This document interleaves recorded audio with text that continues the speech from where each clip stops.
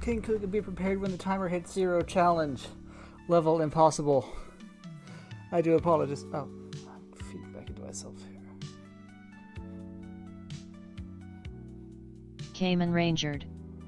Yeah.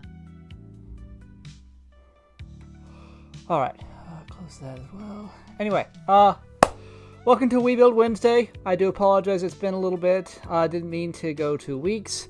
I never mean for my gaps. I had meant to get back to it 2 Saturdays ago. For Snapdragon Saturday, or at least last week, and it didn't work out.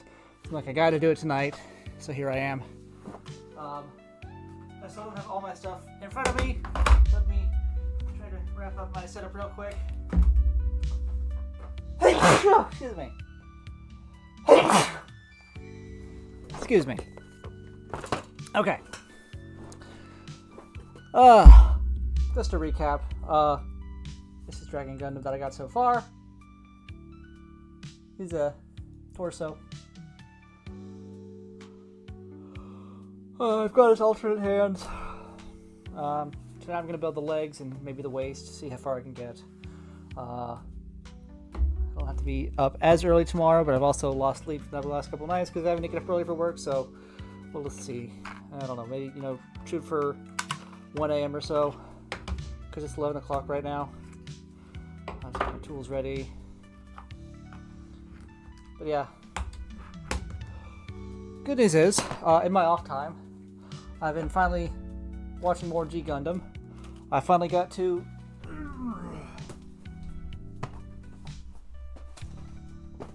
the debut of the Nobel, so now I've seen that in action, and I feel less guilty. I no longer feel I need to put it aside.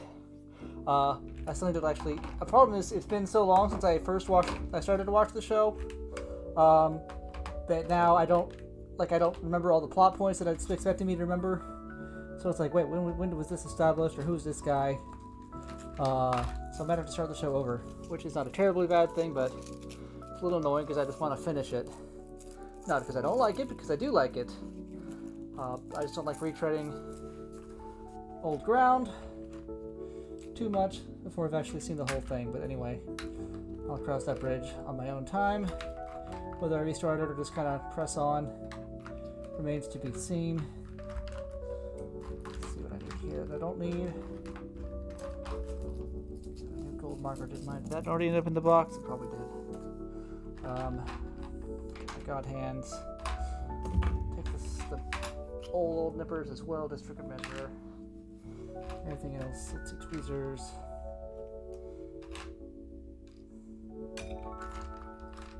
Separator.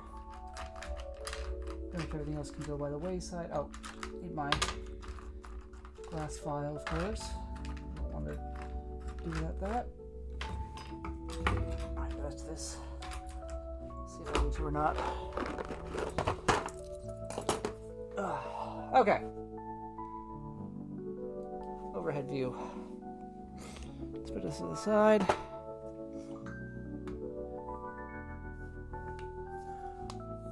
Welcome Space Policeman. Welcome Kamen Ranger Red. Yeah. Where was I? This is the body.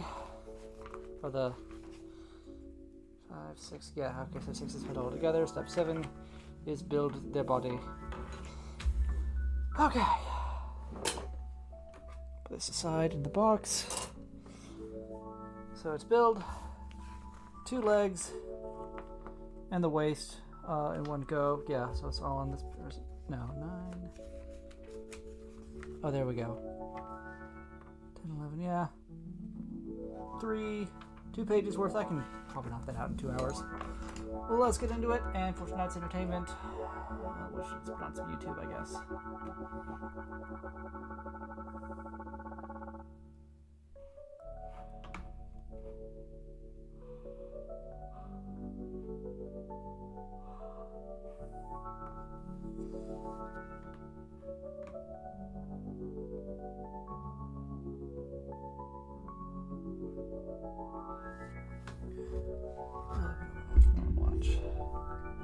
know what I want to watch. I was watching. What was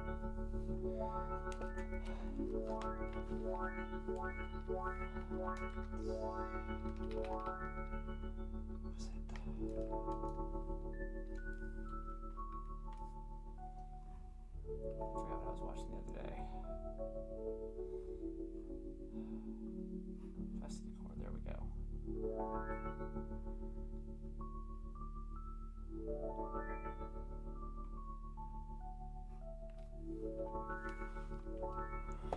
Bit of a dark subject matter considering, but whatever. It's what I feel like watching, so deal with it. Without further ado, let's build these legs. So we'll start with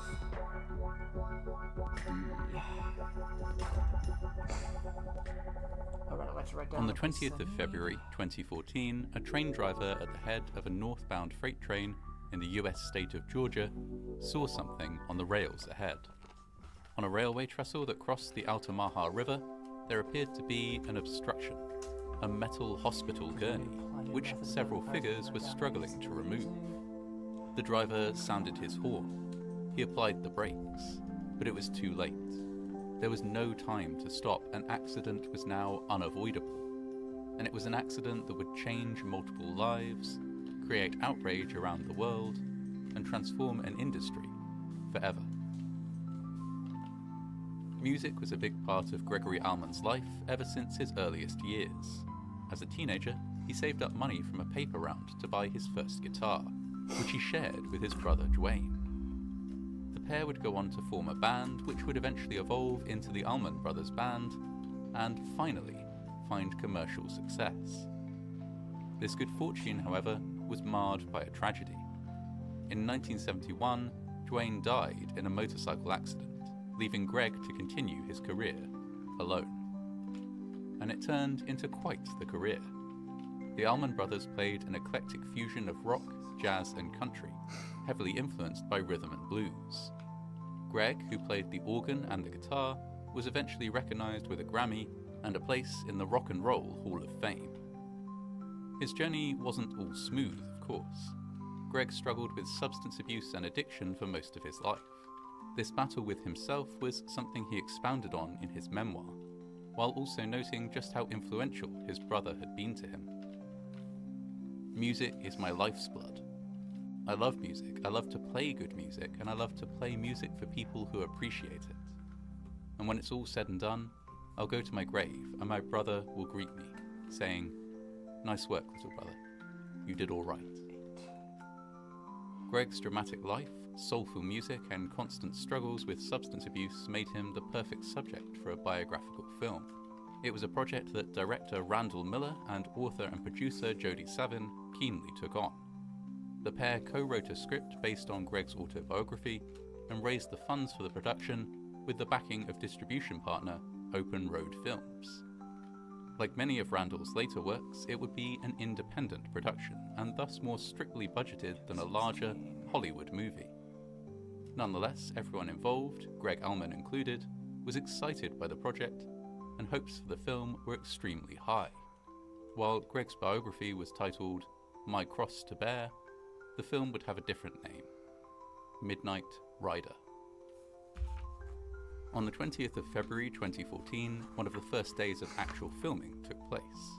This was, indeed, so early in the production process that it was originally scheduled as a camera test and nothing more. However, producers decided to use the opportunity to try and film usable footage for the final cut. The cast and crew made their way from the production studio in Savannah, Georgia, to a remote wooded area near the Altamaha River. One of the most distinct features of this location was a historic railroad trestle, an old, beautiful, and still functional train bridge that spanned the river. It was on this bridge, in fact, that they would be filming that day. Actor William Hurt, who had been cast to play Greg, felt worried from the moment that he arrived on set, and with good reason. In order to film a short dream sequence, he would be required to lie in a hospital bed placed squarely across the railway tracks, out on the bridge itself, several stories up above the river. Before he started work, he made a point of asking the assistant director, Hilary Schwartz, a question. "Are we safe?" he asked. She replied, quite confidently, "Yes." And so, despite any misgivings that might have been felt, the scene went ahead. Crew ventured out onto the trestle and set up the hospital bed. They had just begun filming when an approaching freight train came into view. The train was travelling at around 93 kilometers per hour, or 58 miles per hour. It barreled towards them, leaving the crew under a minute to get out of its way. In a chaotic scramble, cameramen, assistants, and actors all rushed to get off the bridge, although to do so, they would have to run towards the oncoming train. If they ran away from it, they would have to cross the full breadth of the river before getting to safety. In the confusion, with no time to plan, the crew tried to remove their equipment, including heavy camera equipment and the heavy metal bed on which actor William Hurt had been lying. Moving the bed, in particular, was a difficult task, and one that lead actor William Hurt couldn't help with.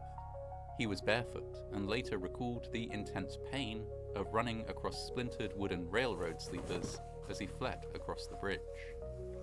He made it, but not everyone did. 3 crew members and the hospital gurney remained on the bridge when the train arrived. Several other crew members were close by, just barely off the bridge itself. They had all run out of time. As the train bore down on them, they jumped or took shelter clinging to the metalwork of the bridge. The train missed them by inches, but it did not miss the bed. The metal hospital gurney was smashed to pieces by the impact and flung into the fleeing crew, causing serious injuries. A large part of the bed was thrown at high speed into 27-year-old camera assistant Sarah Jones. The impact knocked her into the train, and she was instantly killed. In the aftermath of the collision, several other crew members were taken to hospital, with injuries ranging from cuts and grazes to broken bones. There was no dedicated on-site medic, as the day had originally been planned only as a camera test. Police and railroad officials arrived on scene. Working with the shell-shocked film crew, they tried to determine what had happened and how the crew had ended up on the bridge when a train was approaching. Executive producer Jay Sedrish was asked by a police officer if they had permission to film on the bridge. His somewhat ominous reply was, "It's complicated." An investigation revealed that the production company had not gotten permission to film on the railway tracks. They had been granted permission to film in the general area through which the train tracks ran, but when it came to filming actually on the tracks or the trestle, they had twice asked for permission from the owners, CSX Transportation, and had twice been denied. The fact that they had gone ahead anyway made the matter a criminal one, but determining who exactly was at fault was a difficult process. Many parties were involved, from the production company Film Ullman LLC, to its parent company, Unclaimed Freight Productions, to the distribution partner, Open Road Films. Many individuals involved in the production were questioned by the police, and 4 were charged. Director Randall Miller, producer Jody Savin, assistant director Hilary Schwartz, and executive producer Jay Sedrish. Let's get this cut out. Ultimately, charges were dropped against Jody Savin. Hilary Schwartz and Jay Sedrish received probation. Randall Miller was deemed to be most responsible and was sentenced to 2 years in jail, of which he served 1, and 8 years on probation. He was permanently banned from taking on any filmmaking role where he was responsible in any way for safety on set. Separately from criminal proceedings, a payout amounting to just over $10 million was made to Sarah's family following a civil suit, and a fine of $75,000 was levied against Film Ullman LLC by the Occupational Safety and Health Administration. Even as the legal process unfolded, the various companies involved with the film made the decision to try and continue with the production of Midnight Rider. Where did it go? Unclaimed Freight Productions announced their intention to finish and release the film, and were met with a storm of protest. Greg Ullman, the musician who had been the subject of the Midnight Rider biopic, urged producers to abandon filming. In a letter he later published, he wrote, "Your desires as a filmmaker should not outweigh your obligations as a human being." He maintained this stance until his death from liver cancer in 2017. In addition to this, a Facebook campaign calling for the film to be scrapped attracted more than 10,000 supporters. Actor William Hurt pulled out of the production, as did many other parties involved. Ultimately, filming never resumed, although once released from jail, Randall Miller did go on to continue his career as a director. In memory of Sarah Jones, a campaign was launched, Safety for Sarah. It made several interventions, including persuading high-profile actors to speak about the importance of safety on set, and developing an app that allowed anyone to recognize and anonymously report safety violations on a movie set. Sarah's family also oversaw several grants to university film students to help them improve safety during their productions. A training program for aspiring camera operators was established in Sarah's name, and a tribute to her was aired during the 2014 Oscars. Sarah was remembered as a vital and dedicated camera operator, someone who had dedicated her life to working in film and who brought an immense amount of her personal energy and creativity to every production she worked on. Now, the movement that was started in her memory continues to help others speak up when they believe that rules are not being followed or unnecessary risks are being taken. It is a massive step towards a world in which the making of entertainment need never cost a human life. Okay, so for A1, pieces out of A2.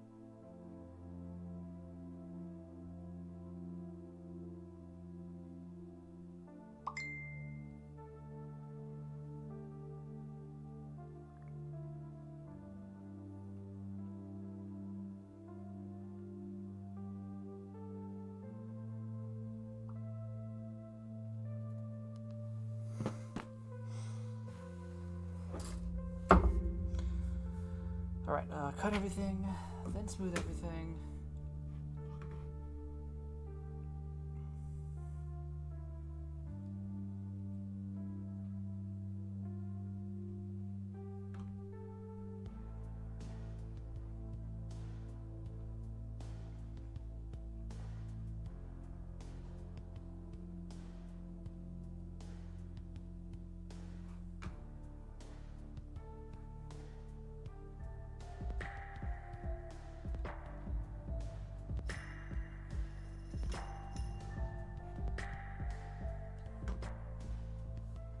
On the 16th of May 1968, residents of Ronan Point, a tower block in East London, were awoken by a deafening crashing sound. Many assumed that there had been an accident or explosion at a nearby factory, but when they got out of bed it was to find that the source of the sound was much closer to home. For many residents it was, in fact, right in their living room. At the end of the Second World War, Britain faced a housing deficit. Many homes had been destroyed by German bombs during the conflict, leaving only wasteland in their place. As peace returned, people started raising families once more. Especially within London, which had been hit hard by the Blitz, more housing was urgently needed. One way to provide cheap and plentiful housing was to build tower blocks. These could be constructed quickly and relatively cheaply, accommodated a large number of people, and took up only a small amount of land. At the time, tower blocks were considered an ideal, futuristic solution to the housing deficit. Ronan Point, constructed by order of Newham Council in 1968, was particularly cheap. The structure, which contained 110 homes, cost just £500,000, thanks to a construction method known as Large Panel System, or LPS building. Using this system, large concrete blocks and panels would be fabricated off-site, transported in, and bolted together to Space form the Police skeleton of the Policeman. building. This was a Joints between P-Bandai, panels right? would be filled in with mortar Yes. to reinforce the connections. P-Bandai Not only was exclusive. this method cheap and Orders went up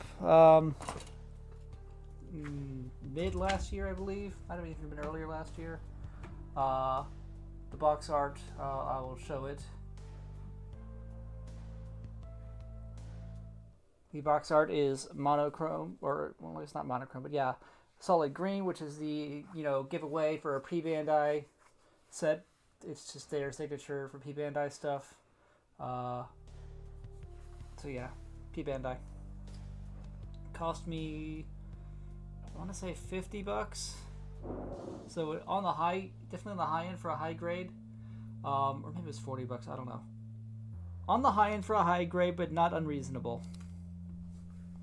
Space Police Policeman. It's weird seeing USA Gundam store having the Wing P-Bandai guys on pre-order on their site.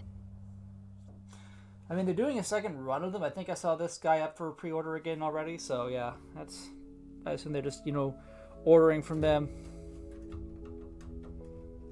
They just got orders on for P-Bandai directly for people who can't or won't order from P-Bandai themselves.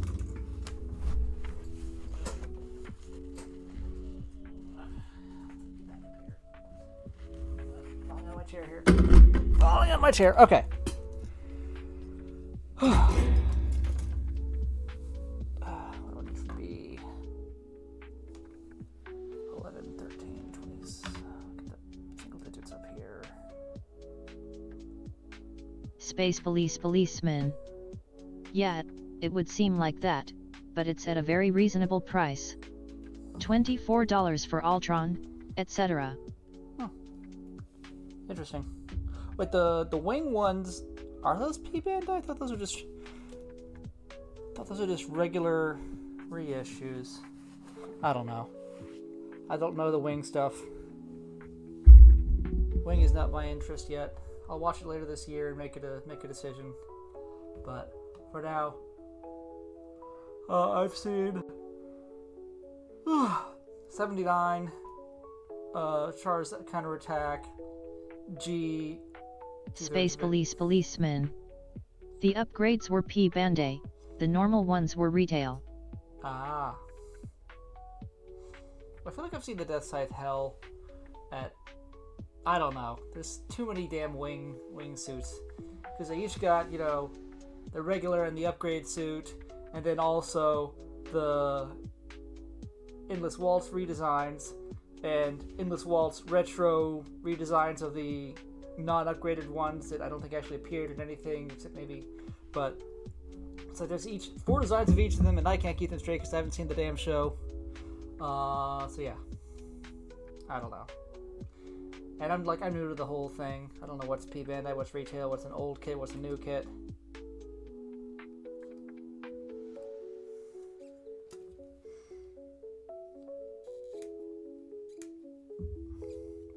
All I know is this Dragon Gundam, cost me $40, I do believe. Maybe it was 50 with shipping, 55 with shipping, I think. I think that's what it was.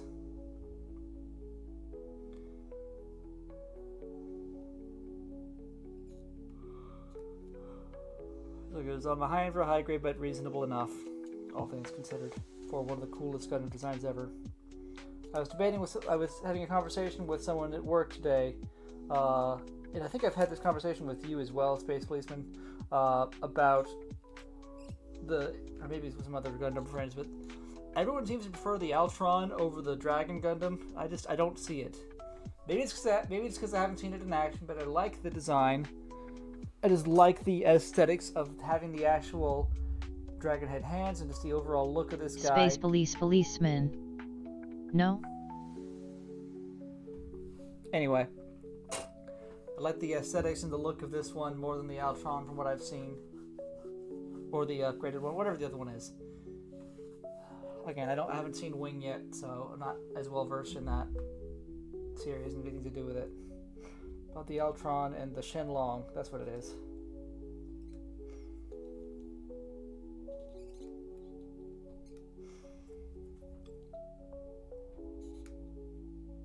Like you've got hints of dragon versus actual dragon. I know which one I'd like. 11, 13.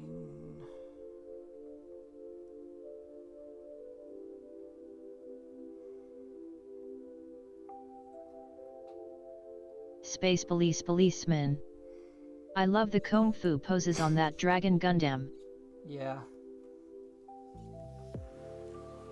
Even though I'm watching the dub version mostly, I like that Sai is voiced by Yamaguchi Kappei, who's Inuyasha, and Ranma, Flappy from Precure Splash Star, Artemis from the live-action Sailor Moon, Space Police Policeman. and Makun Haha. from Dora and Makun. He's a fun actor.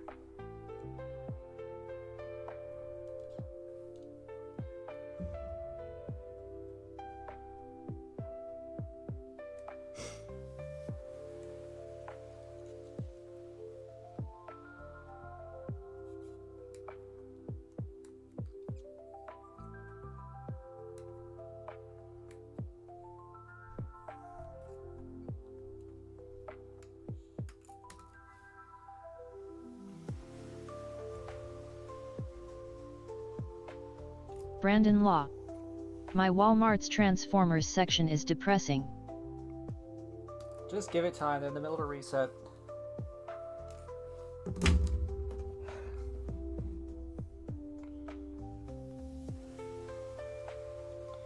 Here's the planogram for the Transformers sections. They're just in the middle of resetting their toy section. And it's just low season. Once they do the reset, they'll stock all the Age of the Primes and new studio series, and it'll be Brandon cool Law. looking. How the fuck are people getting Age of the Prime stuff? Some Walmarts get put stuff out sooner than others. A lot of people are finding it at GameStop. I looked at a GameStop actually today, and I saw them as I was leaving. The guy put out a new studio series. Well, it's a reissue of the Dark of the Moon Shockwave, but it's in a new Studio Series box. So, I know it's from the new assortment, so he probably had... I don't even know who the other leader is in this wave. But more. So it's out there. Just be patient. Space Police Policeman. I found one at GameStop today. This is the way it always ends up. Stuff slowly trickles out. You know, there's early sightings, people snap it up, and then, you know, in a month, it'll be everywhere. You'll be tripping over the stuff by the time Wave 2 comes out. So just be patient.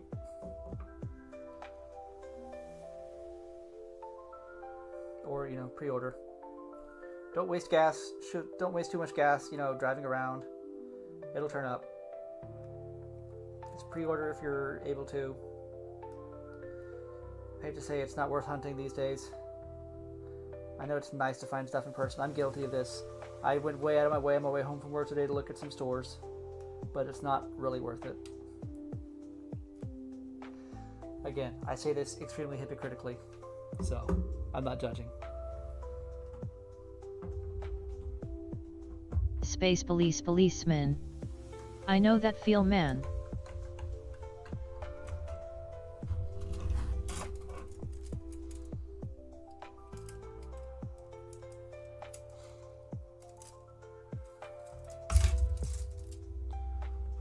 I know it feels like everybody but you's getting the good stuff.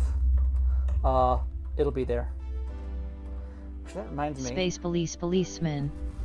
Pre-orders for the Gatai Pegasus Saber when? Please? Hopefully soon for your sake. Actually, this reminds me. My Pulse Premium expired the other day, and I'm wondering if that means when if I had premium when I place my order, I assume I don't get the free shipping on most of the stuff, but I wonder about the HasLab. I'll have to double check. Brandon Law. At least I got a 2010 Voyager class figure to remind me how much they used to be built like a brick shit house. Space Police Policeman. They said March.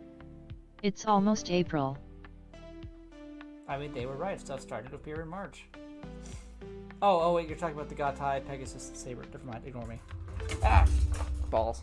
I'll get that later. C2.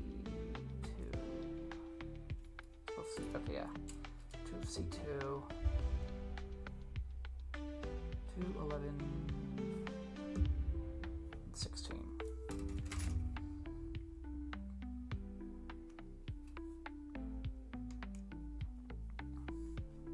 Yeah, so Brandon, this will just be patient, enter me. I'll need to double check whether I need to re-up my Pulse Premium or not. I probably should, just because the benefits outweigh the cost. But I really like getting free shipping on the HasLab stuff. Basically pays for it right there, the $50 a year. And then I just make sure to order enough stuff throughout the rest of the year from them to come out on top. C 2, 11, 12, 16. Oh, it's okay. It's the ankle bits, ankle armor.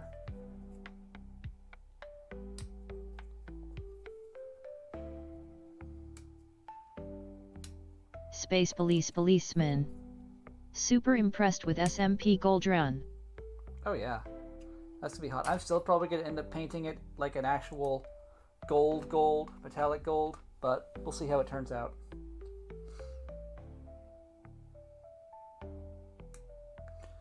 I'm gonna do the same with the Tega swords, the Many-Plot Tega swords when those come out. Gonna paint them real gold. Oh, I say real gold, but like just metallic gold. Because just I know they ain't gonna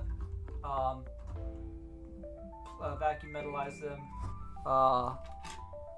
And even the one they release, in 6 months, the SP release Space or Police even the end of the year release Policeman. is not going to be as good. If you do that, highly recommend the gold and clear yellow technique. I'll keep that in mind. So it's clear yellow over the top of the gold, right?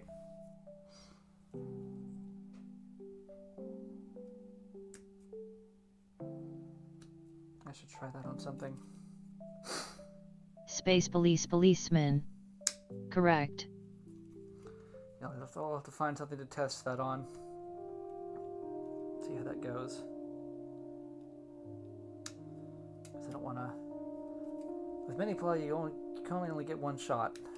Or you can have more shots, but they're just expensive enough to not... Space Police Policeman. Old gold sprues, I guess. Yeah. Well, dig something out, I guess. I might still have some stuff from Goldburn, from the Grid Knight and Goldburn set. I'll see if I still have those runners.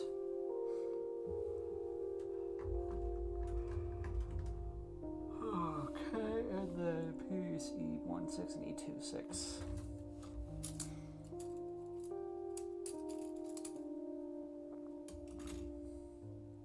It's a real tiny piece.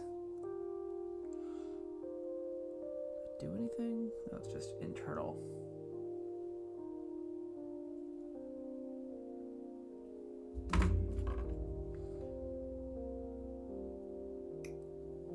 Space Police Policeman. One thing that also works is clear yellow over silver, if you want a more yellow look. Worth experimenting with, I suppose. I need to do more color experimentation in general. I still stuck on the habit of just using the color, the end color that I want, and I getting bad results with that. So I need to do more layering.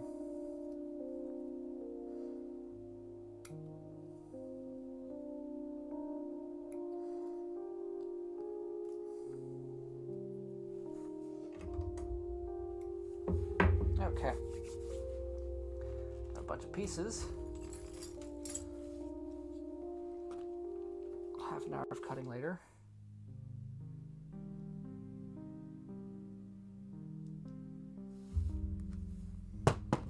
I should probably highlight in the manual what section I'm building.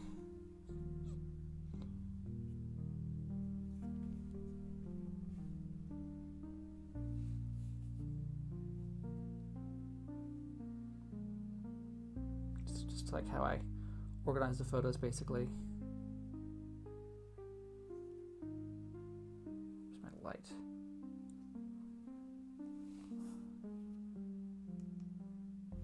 Okay. Quick Kit also required fewer skilled labourers. The system had been pioneered in Denmark, where it had successfully been used to construct buildings of 6 stories or less. Of course, with the huge demand for housing in London, taller buildings were preferred. Indeed, the government at the time offered subsidies for the construction of tower blocks with more than 6 floors, with further subsidies for tower blocks over 15 or 20 floors. For this reason, Taylor Woodrow Anglian, the construction company taken on to build Ronan Point, used a modified version of the Danish LPS method that they believed would be suitable for much taller structures. Thus, Ronan Point, along with several other similar tower blocks on the same estate, was built very quickly and on an exceptionally tight budget. In March of 1968, families began to move in to the brand new flats. Although few residents liked the external appearance of the building, they were pleased with the interior.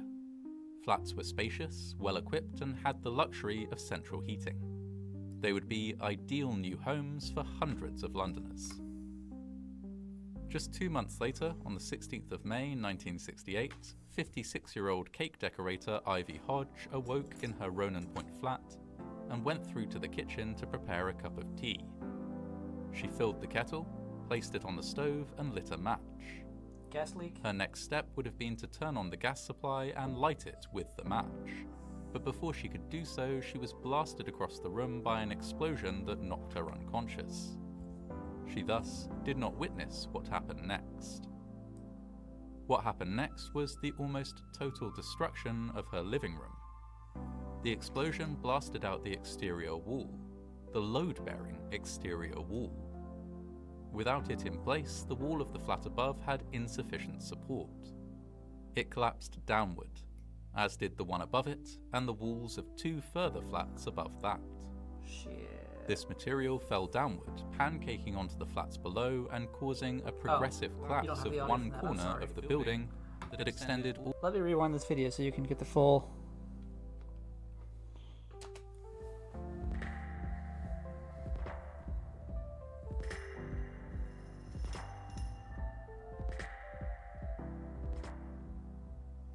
On the 16th of May 1968, residents of Ronan Point, a tower block in East London, were awoken by a deafening crashing sound. Many assumed that there had been an accident or explosion at a nearby factory. But when they got out of bed, it was to find that the source of the sound was much closer to home. For many residents, it was, in fact, right in their living room. At the end of the Second World War, Britain faced a housing deficit. Where's my knife? Many homes had been destroyed by German bombs during the conflict, leaving only wasteland in their place. As peace returned, people started raising families once more. Especially within London, which had been hit hard by the Blitz, more housing was urgently needed. One way to provide cheap and plentiful housing was to build tower blocks. These could be constructed quickly and relatively cheaply, accommodated a large number of people, and took up only a small amount of land. At the time, tower blocks were considered an ideal, futuristic solution to the housing deficit. Ronan Point, constructed by order of Newham Council in 1968, was particularly cheap. The structure, which contained 110 homes, cost just £500,000, thanks to a construction method known as Large Panel System, or LPS building.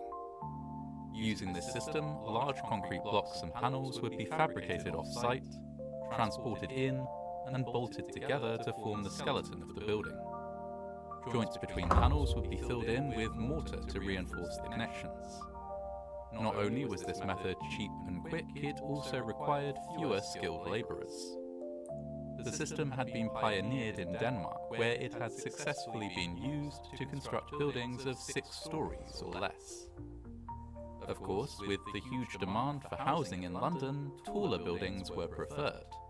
Indeed, the government at the time offered subsidies for the construction of tower blocks with more than 6 floors, with further subsidies for tower blocks over 15 or 20 floors. For this reason, Taylor Woodrow Anglian, the construction company taken on to build Ronan Point, used a modified version of the Danish LPS method that they believed would be suitable for much taller structures. Thus, Ronan Point, along with several other similar tower blocks on the same estate, was built very quickly and on an exceptionally tight budget. In March of 1968, families began to move in to the brand new flats. Although few residents liked the external appearance of the building, they were pleased with the interior. Flats were spacious, well equipped, and had the luxury of central heating. They would be ideal new homes for hundreds of Londoners. Just 2 months later, on the 16th of May 1968, 56-year-old cake decorator Ivy Hodge awoke in her Ronan Point flat and went through to the kitchen to prepare a cup of tea. She filled the kettle, placed it on the stove, and lit a match. Her next step would have been to turn on the gas supply and light it with the match.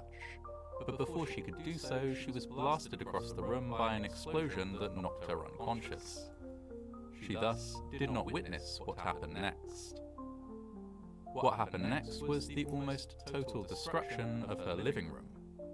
The explosion blasted out the exterior wall, the load-bearing exterior wall. Without it in place, the wall of the flat above had insufficient support. It collapsed downward, as did the one above it and the walls of 2 further flats above that.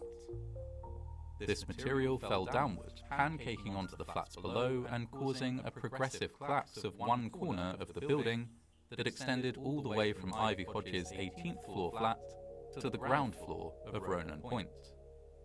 Almost all the flats in Ronan Point had a similar floor plan, and thus in most cases it was the living room of each unit that was destroyed by the collapse, although on some floors parts of the adjacent kitchen or bedroom were also involved. Due to the early hour at which the collapse took place, most residents were still in bed. Some survivors later recalled being awoken by the deafening sound of the collapse to find the wall of their bedroom missing, leaving nothing between them and a sheer drop to the ground below. In one case, a woman was left stranded on a ledge in what had previously been her living room. With a large part of the floor having fallen away, she could no longer reach the door, and was forced to await rescue by emergency services. Witnesses also recall seeing a man who, still on top of the mattress from his bed, was blown out of his flat and fell to the ground several floors below.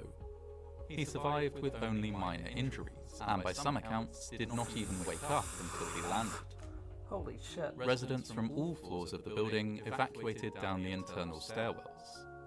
By the time the last few arrived at the doors of Ronan Point, a crowd had gathered outside, a crowd which applauded whenever another resident made their escape. Survivors were taken to a local school and offered cups of tea and brandy. One by one, they were painstakingly accounted for. Back at the site, police officers searched the rubble, equipped with polythene bags for the body parts they expected to find. In total, 17 people were injured in the collapse. 4 residents were killed. One of the injured, an 82-year-old woman, later died in hospital, albeit from what appeared to be natural causes. In the aftermath of the collapse, an investigation was launched. It was found that the direct trigger of the collapse had been a gas explosion. The stove in Ivy Hodge's flat had been installed incorrectly, with a substandard fitting that had been over-tightened during installation.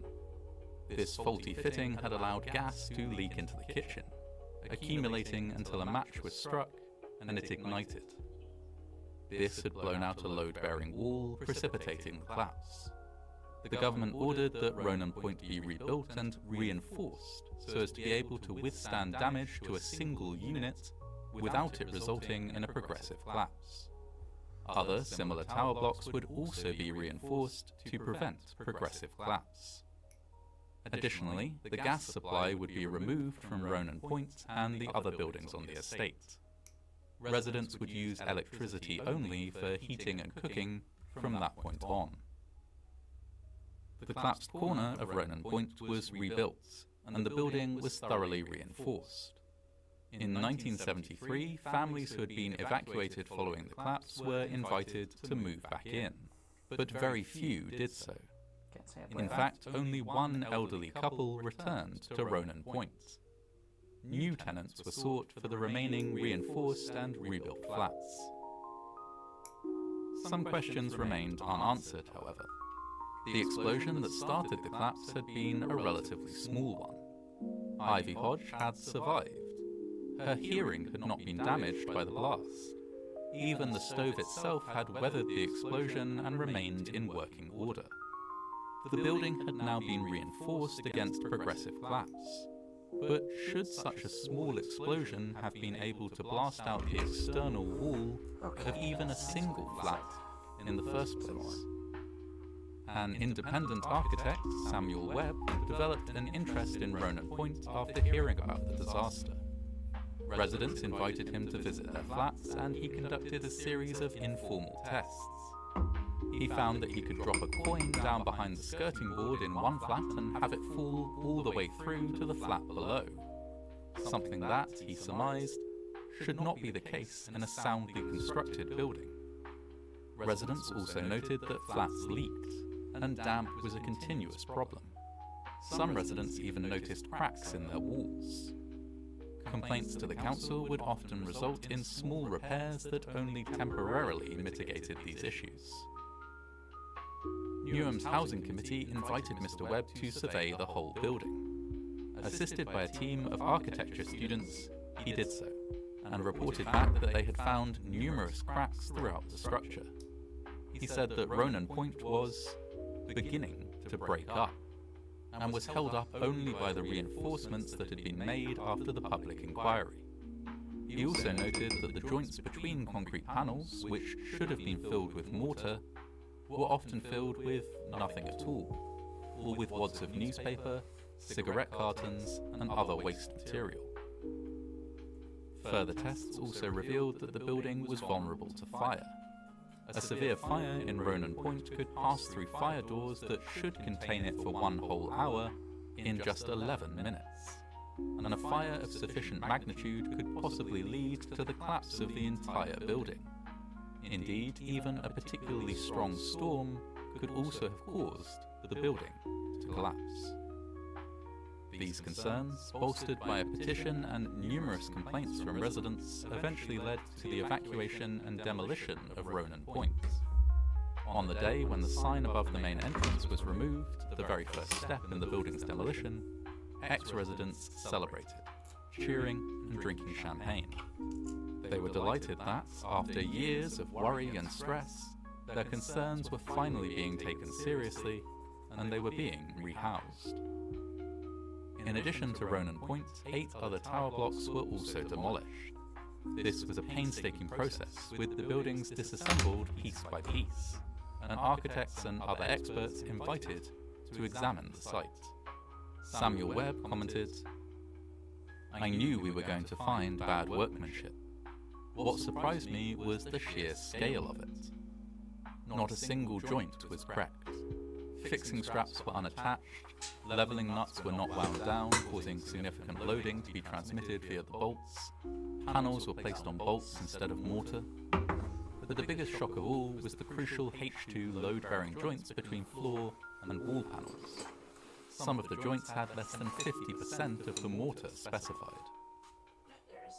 Ronan Point and the other high-rise buildings on the estate were removed and replaced with low-level housing. Ronan Point and the estate it had been a part of had lasted, in total, just 18 years, when its expected lifespan had been closer to 60. Though the government ordered strengthening work to be carried out on similar buildings across the country, this wasn't always done.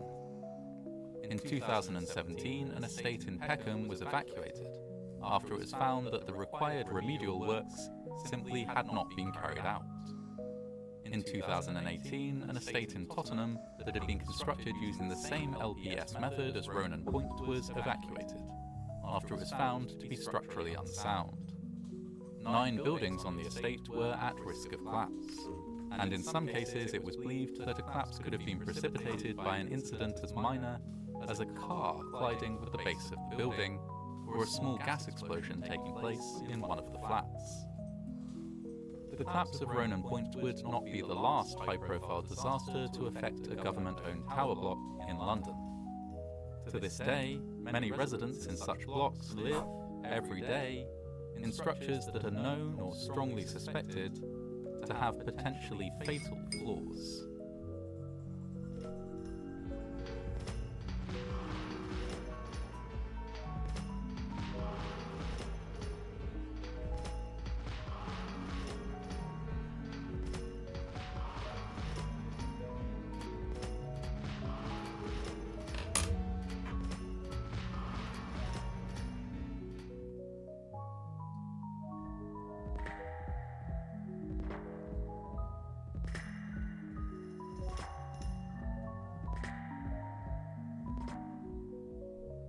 On the 25th of May, 1979, American Airlines Flight 191 began rolling down the runway for takeoff. The scheduled flight was due to take around 5 hours, but would, in fact, be in the air for just under a minute before disaster struck. Flight 191 would soon end in the worst single-aircraft aviation disaster ever to take place in the United States. American Airlines, founded in 1930, is the flag carrier airline of the United States. Over the course of its lifetime, it has become the largest passenger-carrying airline in the world. Beginning in the early 1970s, American Airlines started working to maximize the capacity of their long-distance routes, looking to both Boeing and McDonnell Douglas for a solution. After seeing the results of both the Boeing 747 and the McDonnell Douglas DC-10, American Airlines would go on to select the DC-10 as their premier jetliner. The DC-10s of American Airlines had a long and storied career, one that was not without incident. In 1972, shortly after delivery, a DC-10 flying as Flight 96 experienced a cargo door blowout, but was able to return safely with no loss of life. However, this same issue would be the cause of a major disaster on Turkish Airlines Flight 981 just 2 years later. This accident would, unfortunately, not be the last to involve a DC-10. On the 25th of May 1979, American Airlines Flight 191 was scheduled to take off from Chicago's O'Hare International Airport, bound for Los Angeles International Airport. The trip was expected to take only 5 hours. On board the flight were 271 people, 258 passengers and 13 crew. The cockpit crew consisted of 53-year-old Captain Walter Lux, 49-year-old First Officer James Dillard, and 56-year-old Flight Engineer Alfred Udovich. All 3 men were highly experienced airline pilots and would be flying a route they had flown many times previously. At 3:04 p.m., clearance was given for takeoff, and First Officer Dillard set the throttles to takeoff speed. The aircraft rolled down runway 32 right, gaining speed until it reached over 100 knots, and then reached V1, the speed at which aborting the takeoff was no longer safely possible. Captain Lux called out, "Rotate," and First Officer Dillard pulled the control column back to lift the plane. At this exact moment, there was a shudder that reverberated throughout the aircraft, and a metallic snapping sound. Captain Lux said only one word, "Damn," before the instruments went dead. In the control tower, an air traffic controller looked up in time to witness a shocking sight. The left engine on Flight 191 had separated from the aircraft and slammed into the runway. He provided a shouted report to others in the tower, then immediately called for emergency equipment to be deployed. He attempted to communicate with the stricken aircraft.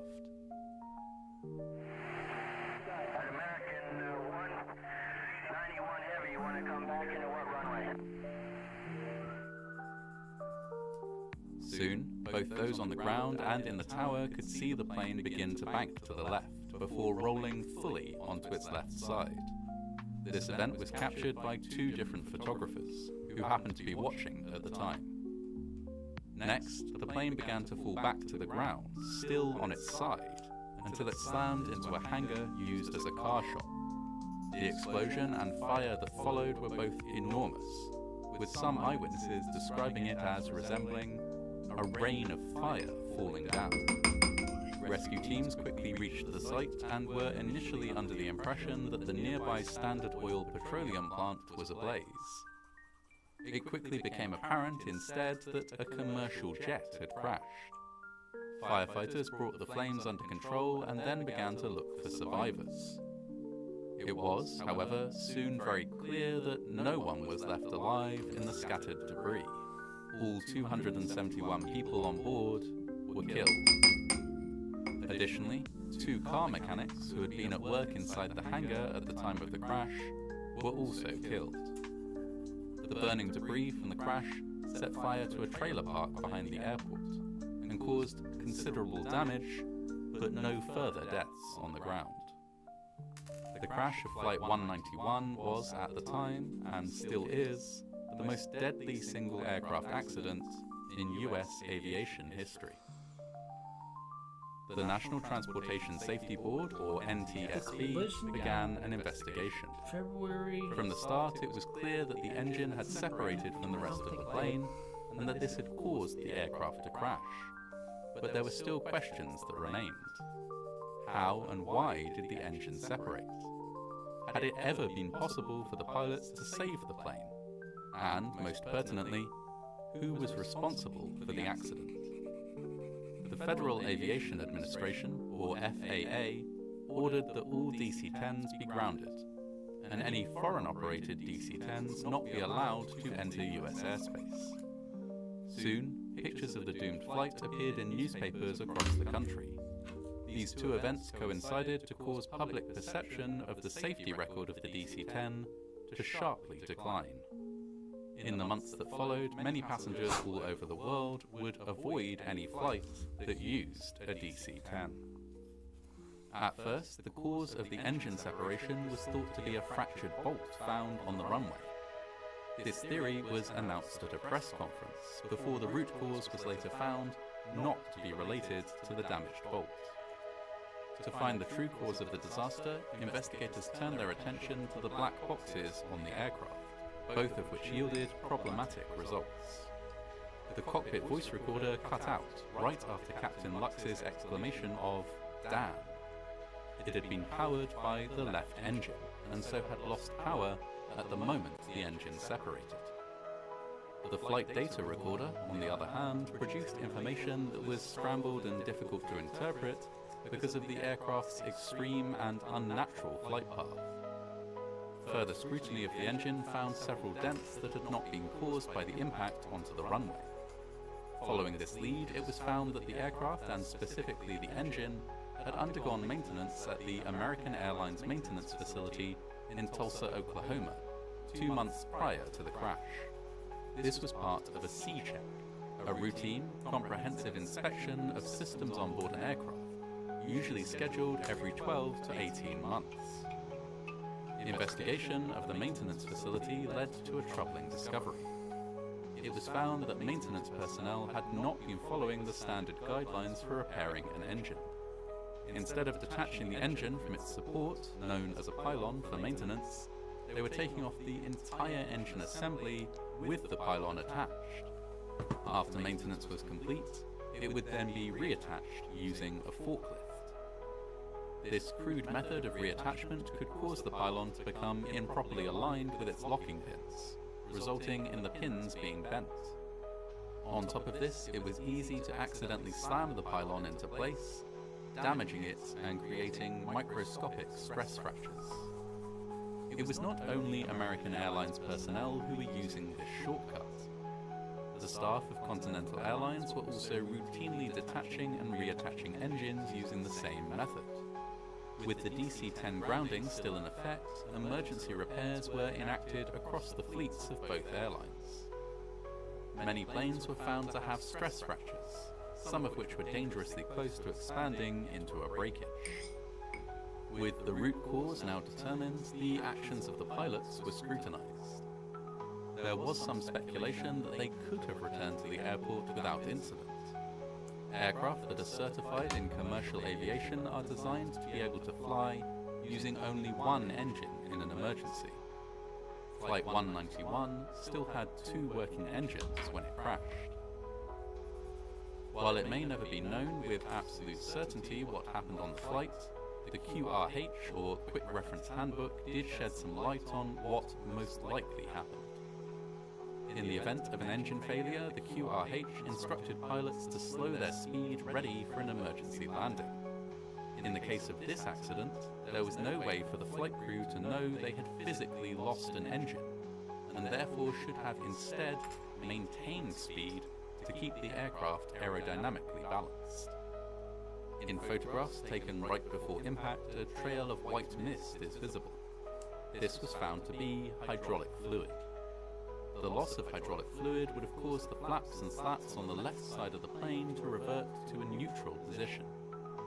With the right flaps and slats positioned to slow the plane down, the imbalance in airflow and lack of speed would have easily caused the plane to enter a stall and roll onto its side.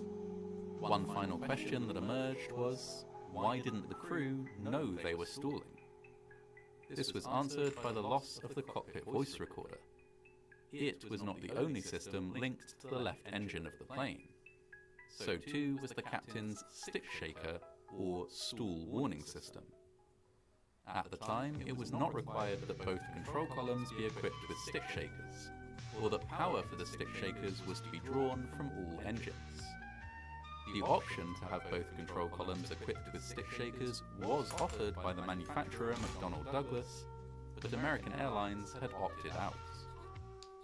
The NTSB concluded that the simplified, non-recommended maintenance procedure carried out by American Airlines was the root cause of the disaster, and that the flight crew had acted appropriately given their knowledge of the situation. American Airlines was fined $500,000, the equivalent of $1.6 million today, and orders were issued by the FAA, at the recommendation of the NTSB, that more strict protocols be enforced on airlines regarding aircraft maintenance. It was also mandated that electrical systems be powered by all engines on a given aircraft, not just one.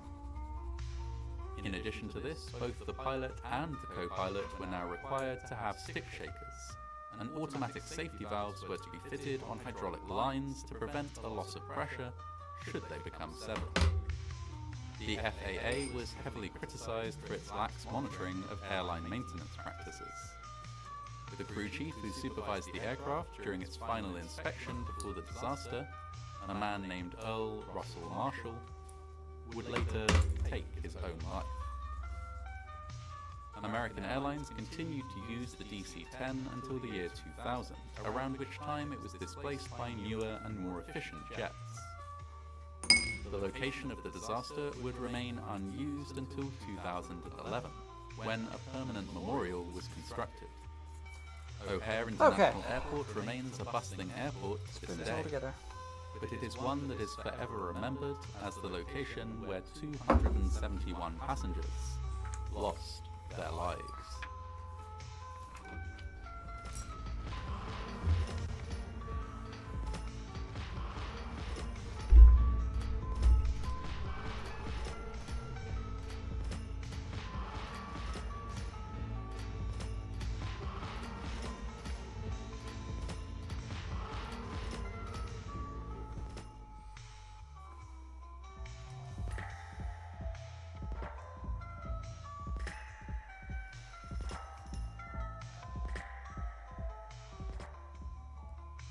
On the 18th of November 1947, staff opened the doors of Valentine's department store in Christchurch, New Zealand.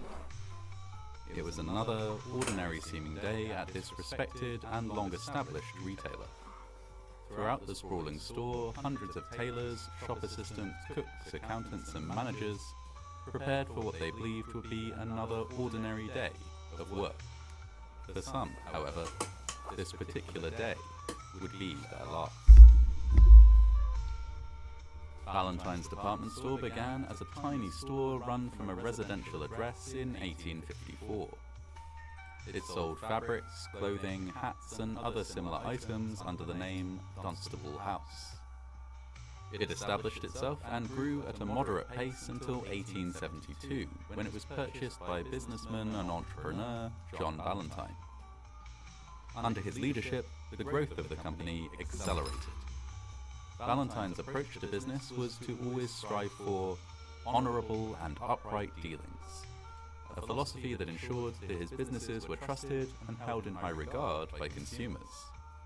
In the late 1800s, he passed on the company to his sons, who continued his work with the same values in mind. By the turn of the century, smaller branches of Valentine's had been established in other cities. The original Christchurch branch continued to expand both in terms of the number of customers it served and the variety of goods it dealt in. From the 1900s onwards, business was so good at this store that the company was able to purchase one adjacent building after another, until the Christchurch branch of Valentine's occupied a complex of 7 buildings, taking up the corner of an entire city block. Each of these buildings was of different construction and had different quirks and characteristics. Some were so old that they did not have elevators, while others were relatively modern. For the most part, the buildings in the sprawling complex were constructed of brick or stone, with interiors that were decorated with carpeting, fiberboard and Pinex, a type of softwood structural board. To give the complex a unified feel, the party walls between several of the buildings were strategically demolished, turning 7 disparate buildings into one huge department store that customers could wander through with ease. Visitors could purchase clothing, furnishings, artwork, shoes and carpets all in one place, and then head up to the first floor for a break in a well-appointed tea room. Above their heads on the second floor, hundreds of staff would be hard at work every day on all the tasks necessary to run the store. Up here could be found the credit departments, as well as large workshops for tailoring and the customization of clothes. Many clothes, hats and shoes were also made or finished on site in workshops on this floor. There was also a basement level to the complex which was mainly used for storage. On the 18th of November 1947 at around 3:31 p.m, a staff member on the ground floor of Valentine's department store noticed smoke rising up a staircase from the basement. He went to investigate and noted that there was a significant amount of hot smoke, and that the lights in the basement were flickering. He fetched a fire extinguisher and, backed up by another employee, ventured down into the basement again to try and fight the fire, but was forced to retreat when the lights went out altogether. The fire brigade was called and were on scene by 3:48 p.m. They had dealt with many fires in cellars and basements before, and few had been serious. Nonetheless, firefighters advised that the lower floors of the building be evacuated as a precaution. They began to prepare a hose, ready to enter and extinguish what they believed was a small, manageable fire. At this stage, traces of smoke were visible in the air in different parts of the store. Some staff, either following the instructions issued by the fire brigade or on their own initiative, began to evacuate customers. In some departments, however, staff were instructed to stand by and await further instructions before taking any action. While this was happening, the fire was becoming rapidly more established. A huge pool of smoke darkened the sky above the complex. At 3:50 p.m, up on the second floor, owner Ken Valentine opened a fire escape door and was greeted by a wall of thick black smoke. At around the same time, the electric lights began to flicker and fail. He instructed workers in the credit office to secure sensitive documents before they evacuated. This involved carrying dozens of bins of documents and materials, along with several typewriters and adding machines, to a strong room. Unwilling to disobey a man who owned the business they worked for, the credit office employees began to do so. Elsewhere, smoke was infiltrating the millinery department.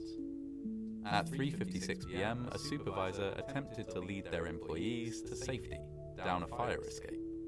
Only the supervisor and one other employee made it out. 6 others were overwhelmed by smoke on the way and did not escape. By this time, the fire brigade had begun setting up ladders outside the building.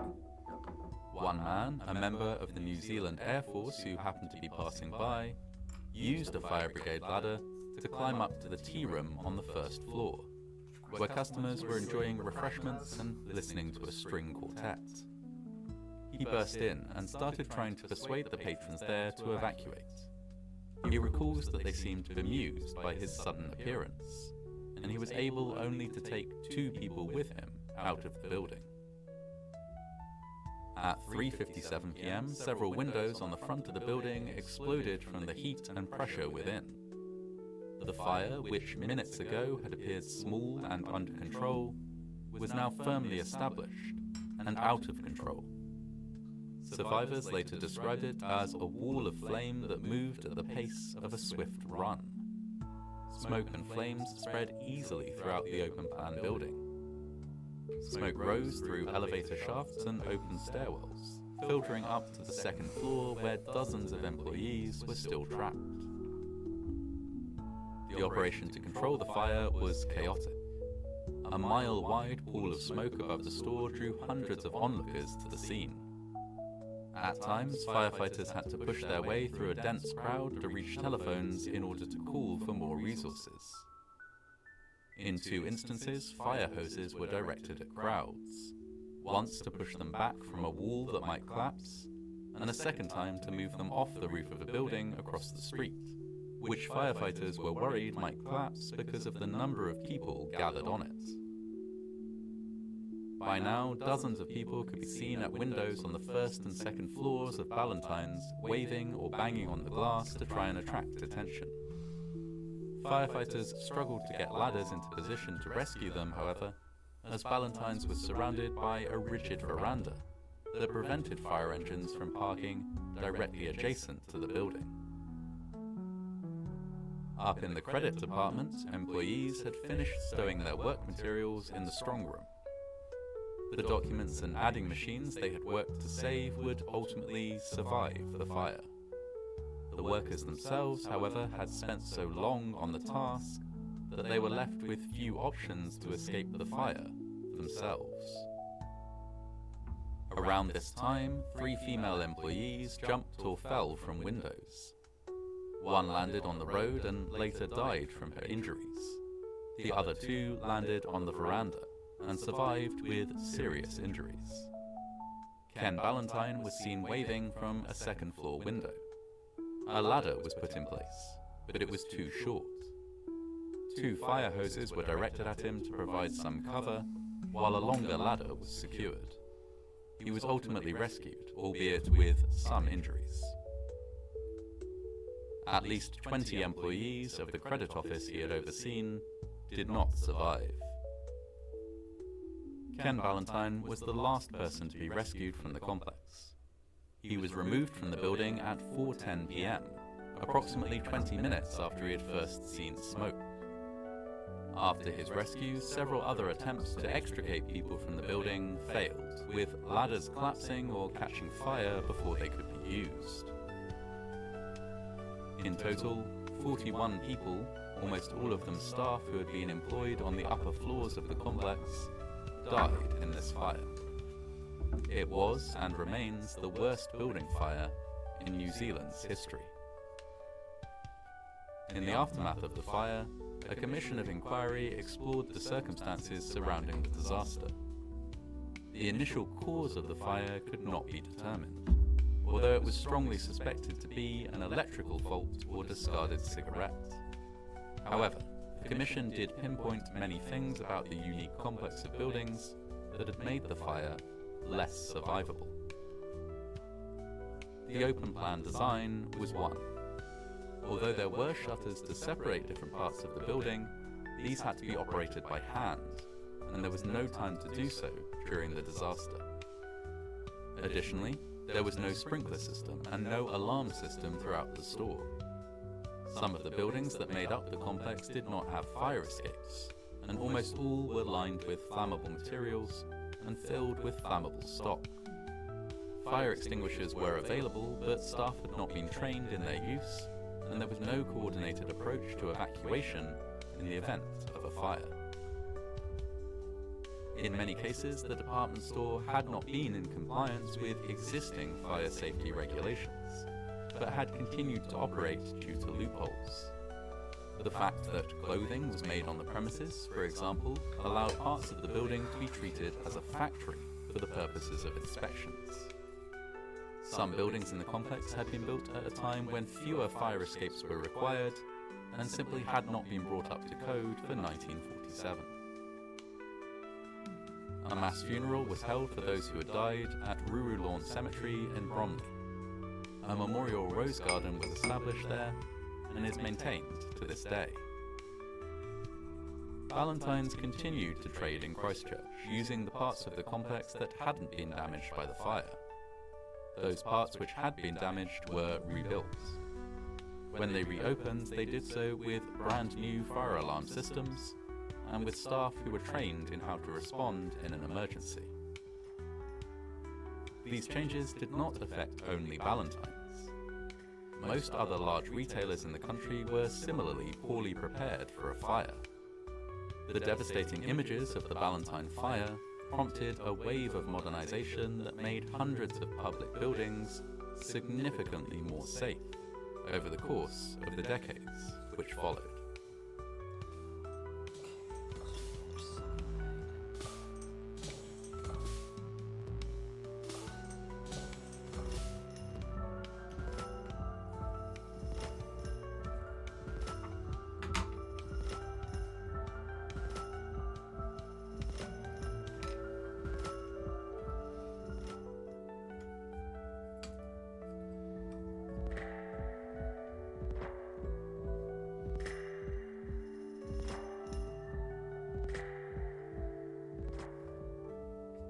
On the 26th of February 1918, thousands of people arrived at the Happy Valley Racecourse in Hong Kong to watch the second day of an annual derby. The event was so popular that dozens of extra stands, complete with food stalls, bars and betting stations, had been set up to accommodate the crowds. It was these extra accommodations, however, that would ultimately result in one of the worst disasters in sporting history. The Happy Valley Racecourse was built in 1845 in the Wan Chai district of Hong Kong. Great Britain had taken control of Hong Kong as a colony in 1842, when the Treaty of Nanking was signed in the wake of a war between the British Empire and China.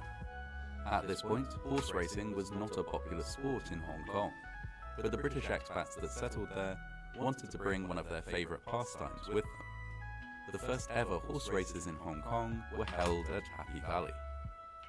The site itself was built on what had once been swampland. It was a flat piece of land that was surrounded by hills. It is picturesque now, but was much less so at the time. In the 1840s, the British Army had used the area as a military camp, but it was closed down after too many soldiers succumbed to malaria. The area was then used as a cemetery. The name Happy Valley was invented by British soldiers with a morbid sense of humour, as the area was known for being somewhere where many people died or were buried. By 1845, though, the British decided to construct a racetrack in Happy Valley. It proved to be an incredibly popular venue, with locals as well as the British. As races there became more and more popular, the facilities at the site were gradually upgraded. It went from being a dirt track carved out of swampland to a world-class sporting venue and social hub. Each year, a special event to signal the beginning of the racing season was held at Happy Valley. It was 3 days of racing in February, featuring some of the best horses from all over Asia. It was always a popular meet, and by the early 20th century, organisers had begun installing temporary stands just for this event, to accommodate up to 3,000 extra spectators. These stands were called match sheds and were made out of bamboo and palm leaves. common for lightweight or temporary structures throughout China and Hong Kong at the time. Some match sheds had as many as 3 stories and could accommodate up to 300 people. There was usually a space for food and beverage stands on the ground or a basement level, while the upper sections provided fantastic views of the track. The food stalls generally used charcoal fires to cook food or boil water for cups of tea. For the 1918 meeting, 19 match sheds were constructed in around 3 weeks, mostly by Chinese contractors. The structures were supported by bamboo or wooden planks that were driven into the ground or were fastened to nearby trees or buildings. Some were supported by the match sheds on either side. Commercially, match sheds were run by so-called men of substance, landowners, stockbrokers, tavern owners, and so on, each of whom paid a fee to the government for a license to do so. With the license costing 706 Hong Kong dollars plus around 180 Hong Kong dollars for construction costs, the expense of running a match shed added up to more than a year's average salary for most residents of the colony at the time. This was big business. Safety checks were held a few days before the event. Police and fire personnel were responsible for these, but inspections were often delegated to junior cadets. These young and inexperienced employees rarely ever highlighted anything that might pose a hazard. The opening day of the derby on the 25th of February passed without incident. On the 26th of February, thousands of people returned for another day of racing. People from all over Hong Kong were in attendance. British, Chinese, Indian, and Portuguese communities were all well represented. Often, whole families would attend together. Children, while not able to gamble, were still welcome to enjoy the racing. After the morning's races concluded, there was a tiffin break, a chance for spectators to purchase food and place bets ahead of the afternoon's races. However, as the horses emerged and headed towards the starting line for one of the most hotly anticipated races of the day, a shout was heard from one of the match sheds. This was followed by a rush of people frantically fleeing the stands. To most observers, it soon became clear why. 2 of the match sheds, numbers 6 and 7, were starting to sway. The collapse that followed was witnessed by a reporter for the Hong Kong Daily Press, who wrote, "The stands fell gradually outwards and made a sound like the rasping of a saw. It looked as if the tops of all the stands had been connected by a wire, and that this had been used to pull them over gradually. The stands and booths took about 10 seconds to collapse. As many of the stands relied on the adjacent stands for support, the collapse began a domino effect. As one stand fell, it brought down the next one, and the next. Before anyone could react, a large section of the temporary stands had collapsed, creating a mound of wood and bamboo, underneath which as many as 3,000 people were trapped. In the immediate aftermath, there was a moment of relative calm. People struggled to get themselves free or dig out others. There was, of course, a great deal of confusion and urgent activity, but no sense of panic. Minutes later, though, white smoke started to rise from the wreckage. Coal fires from the food and drink stands had set the fallen mass of wood alight. It had been a dry winter, and as the wind picked up, the fire spread rapidly. The crowd reacted with horror. The reporter from the Hong Kong Daily Press went on to say, "The outbreak caused a terrible panic. Hundreds were thrown to the ground who would otherwise have had no difficulty escaping. Once down, they were finished. The clouds of smoke must have suffocated many. Children were swept along, and I fear that several of them must have been trampled to death." Hundreds of people scrambled desperately to rescue trapped family members, but the fire was spreading so quickly that it was nearly impossible. After just 5 minutes, it was too hot for people to approach the wreckage. A boy named Paulo Xavier saw his sister Daria pinned down under some bamboo poles. He tried to extricate her, even as the ruins around them were engulfed in flames, only finally giving up when his sister told him to leave and save himself. Another member of the same family, Dino Xavier, managed to escape the collapse initially, but realized that he had left the cash box at his family's betting booth. He dashed back in to retrieve it, but became trapped by more falling debris, and never made it back out. There were members of the local fire brigade at the event, but they had no fire engine and no hoses. A human chain was formed to transfer water in buckets from a hydrant at the nearby golf club, while people waited for fire and rescue equipment to arrive. This took about 15 minutes, by which time it was already too late for many of those trapped in the wreckage.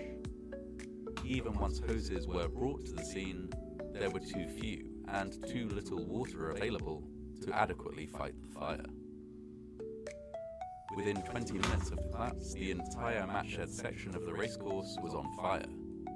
Within 45 minutes, it had been reduced to ashes. Officially, 614 bodies were recovered, although some records suggest that as many as 687 died in the fire. Several hundred others were injured. The victims were predominantly Chinese women and children. Requiem services were held in Hong Kong, Macau, and cities across China. The tragedy, insurmountable as it was, resonated with communities far and wide. At the resulting coroner's inquiry, it was concluded that the disaster could have been prevented by the exercise of foresight, and foresight which one might reasonably have expected before the event, and which is certainly easy to expect after the event. In particular, it was thought that the combination of lightweight temporary stands and the coal fires situated directly below them posed a danger which could have been anticipated. The governor of Hong Kong, Sir Francis Henry May, took responsibility for the disaster, saying, "I blame myself as regards the non-provision of fire precautions, because I was head of the police here for 9 years, and I never anticipated a fire in these matchsheds." He banned the use of temporary stands, and the construction of permanent grandstands began soon after. They were ready in time for the derby the following year. This event was marked by a greater police presence, smaller crowds, and more firefighters and firefighting equipment on hand throughout. In 1922, a memorial was erected to commemorate the dead, which is still in place today. Happy Valley Racecourse remains a huge attraction in Hong Kong. It now has a capacity of 55,000 and has not experienced another collapse or major fire since the one which cost so many innocent lives in February of 1918.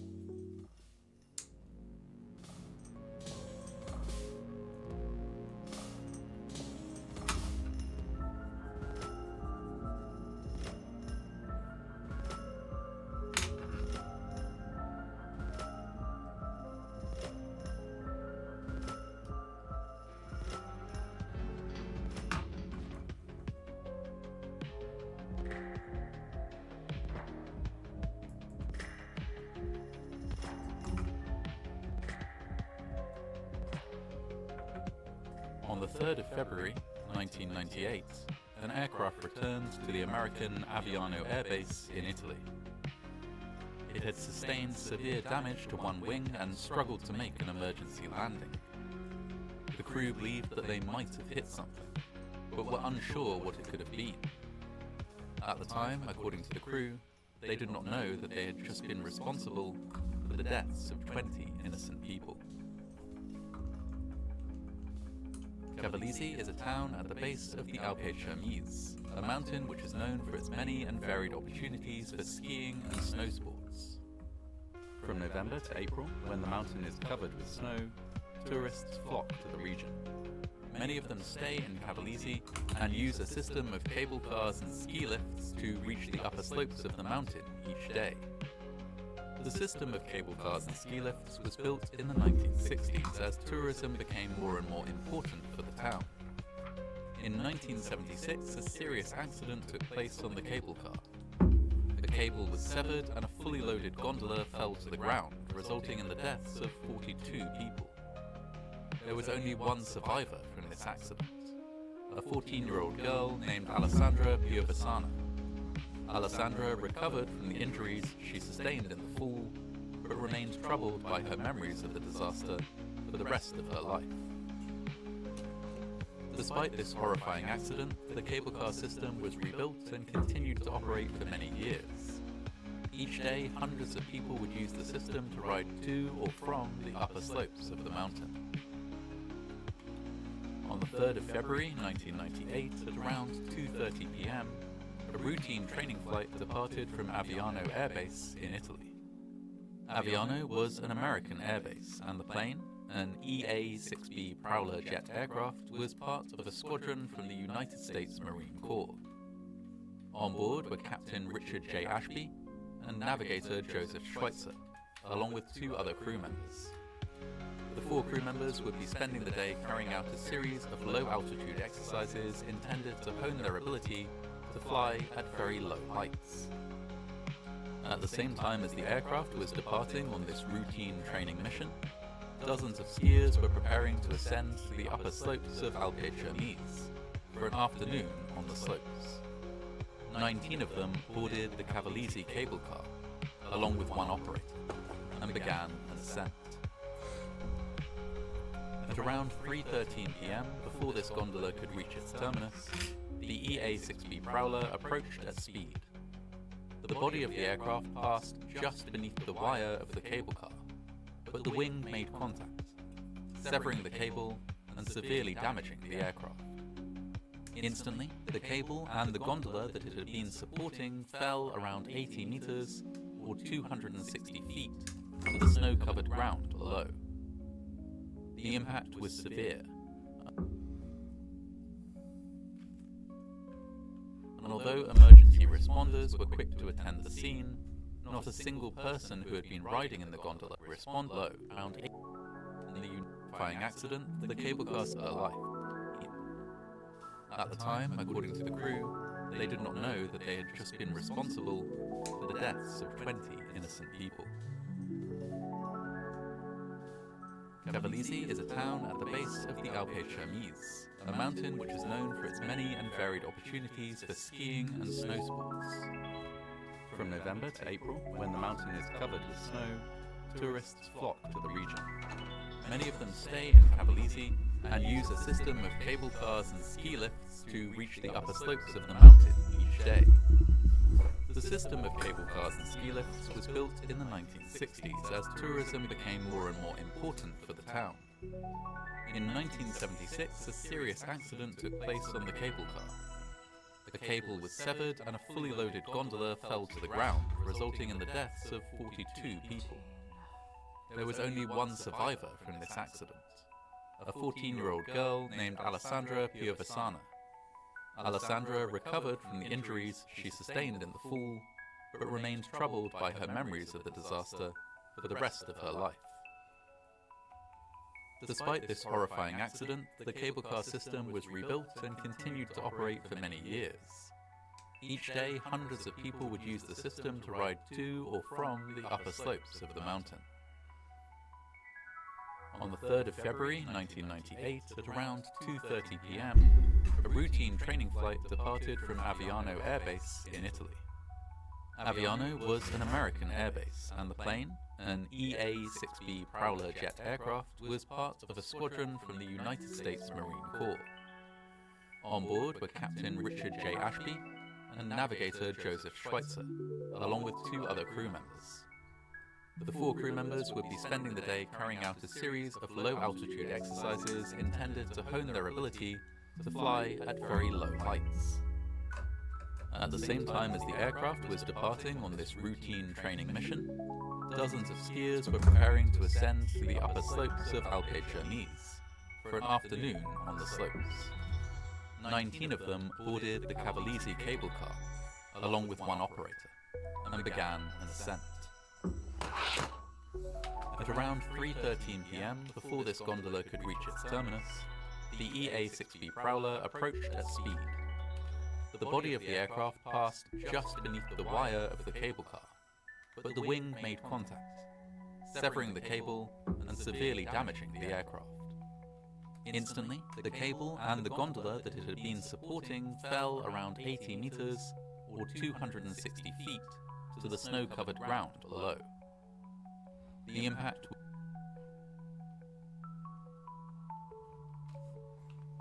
on the 3rd of February 1998 at around 2:30 p.m, a routine training flight departed from Aviano Air Base in Italy. Aviano was an American airbase, and the plane, an EA-6B Prowler jet aircraft, was part of a squadron from the United States Marine Corps. On board were Captain Richard J. Ashby and Navigator Joseph Schweitzer, along with 2 other crew members. The 4 crew members would be spending the day carrying out a series of low-altitude exercises intended to hone their ability to fly at very low heights. At the same time as the aircraft was departing on this routine training mission, dozens of skiers were preparing to ascend to the upper slopes of Alpe Cernese for an afternoon on the slopes.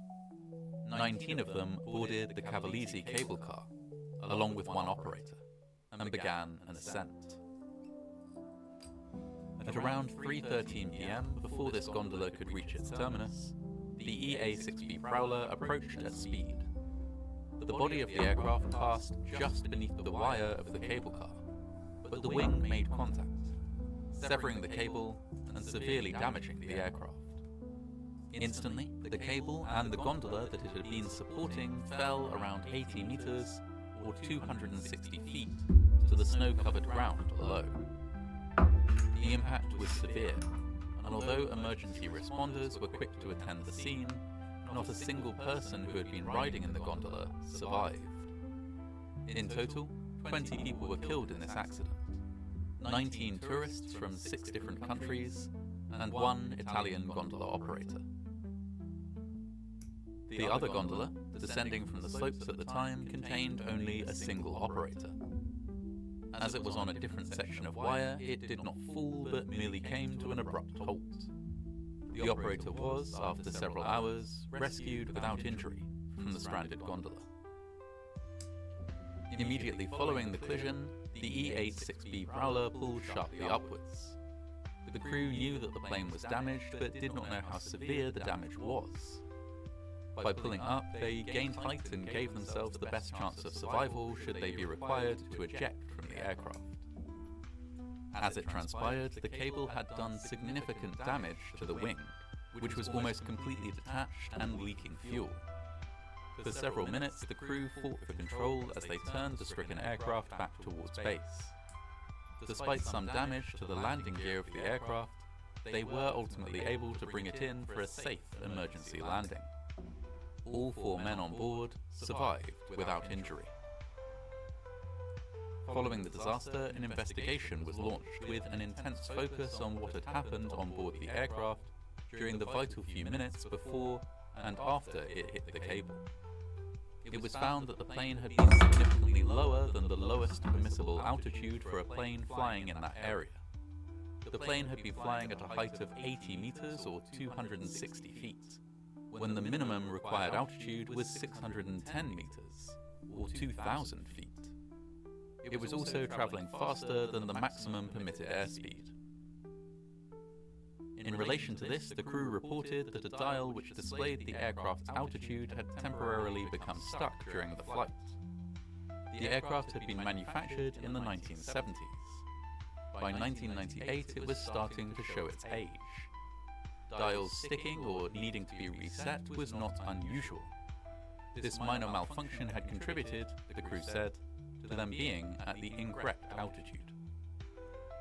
In addition to this, some maps that were available to the crew did not show the cable car lines, leaving the crew without vital information that might have helped them avoid the accident. Further investigation, however, complicated the matter. Though the map the crew had used was out of date and lacking any indication of the cable car lines, an up-to-date map had been issued. It was available for the crew to use, but had not been used. Indeed, a copy of this map in an unopened envelope was found inside the cabin of the aircraft. Additionally, some evidence that the crew had been videotaping themselves during the flight was found. This evidence consisted of a video camcorder and the packaging from a new tape. However, the tape itself was never found. Navigator Joseph Schweitzer would later state that he had burned the tape that had been in the camcorder when he returned to Aviano Air Base in the immediate aftermath of the disaster. Schweitzer said that he had not done so because the tape contained any incriminating evidence, but because it prominently featured him smiling and admiring the view from the cockpit prior to the accident. He believed that the media would broadcast this footage of him appearing to be happy during the flight, alongside images from the accident scene, and thus create the impression that he was unbothered or even happy about the accident. He destroyed the tape as a precaution against this. Despite his destruction of the tape, or indeed because of it, there was an immense amount of public anger in Italy relating to the accident. Anger only exacerbated by the fact that the deaths of 20 European people had been caused by the training activities of a military power from outside of Europe altogether. Italian prosecutors wanted all 4 American servicemen to stand trial in Italy, but an Italian court recognized that an international treaty gave jurisdiction to US courts. The men were extradited to America. Once there, it was decided that it would be reasonable to charge only Captain Richard J. Ashby and Navigator Joseph Schweitzer. Duly, the 2 men were charged with manslaughter and negligent homicide. It was argued that the men had knowingly flown lower and faster than they should have done. The idea that they may have been trying to navigate their aircraft beneath the cable as a way of showing off their skill as pilots to one another was raised by prosecutors, but this could not be proven. In response, the accused airmen argued that they had been confused by a combination of outdated maps and faulty instruments, and that the collision had been entirely an accident. Ultimately, both men were acquitted, a verdict that caused significant anger in Italy.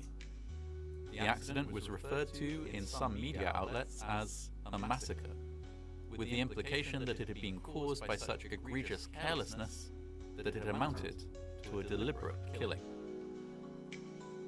Though cleared with regard to their behaviour when it came to the collision itself, Ashby and Schweitzer were court-martialed for conduct unbecoming an officer and a gentleman, as well as obstruction in relation to the destruction of the videotape. They were found guilty of this offence in May of 1999, and were dismissed from the service. Ashby received a 6-month prison term, but was released after 4.5 months. Schweitzer served no prison time. US President Bill Clinton formally apologized for the US's involvement in the disaster, and assured the families of those who had died that compensation would be arranged. The first monetary compensation received by the relatives of victims, however, came from the Italian government. The year after the disaster, the United States Congress voted against paying compensation, but the US was forced to contribute towards a compensation fund later that year by international treaties. In 2011, an Italian newspaper obtained an official report compiled by the US Marine Corps into the accident, a report which had been kept confidential until that point. The report included information that the pilots involved had previously been disciplined for flying too low. It also recorded that the altitude dial, which the pilots had reported as faulty, appeared to work perfectly before and after the flight. The report suggested that disciplinary action should be taken against the entire crew and their commanding officers. In the many years that followed the disaster, despite much anger, no further action was ever taken.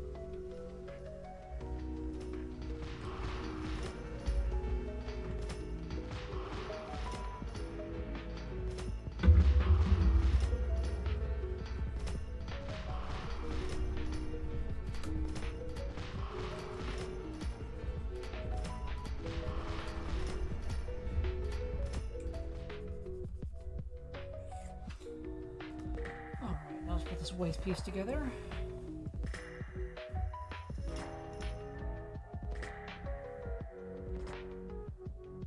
On On the 9th of March 1976, a cable car operator at an Italian ski resort was riding in an otherwise empty gondola when he caught sight of something worrying out the window. Some way away, sparks were pouring from the cables. Something, he knew immediately, was very, very wrong.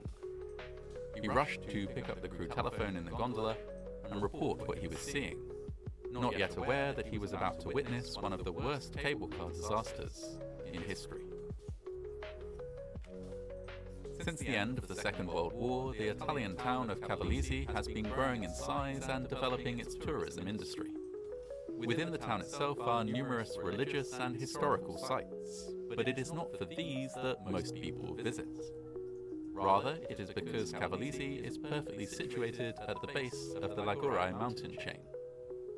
During the winter months, usually from around April to around November, these mountains are covered with snow.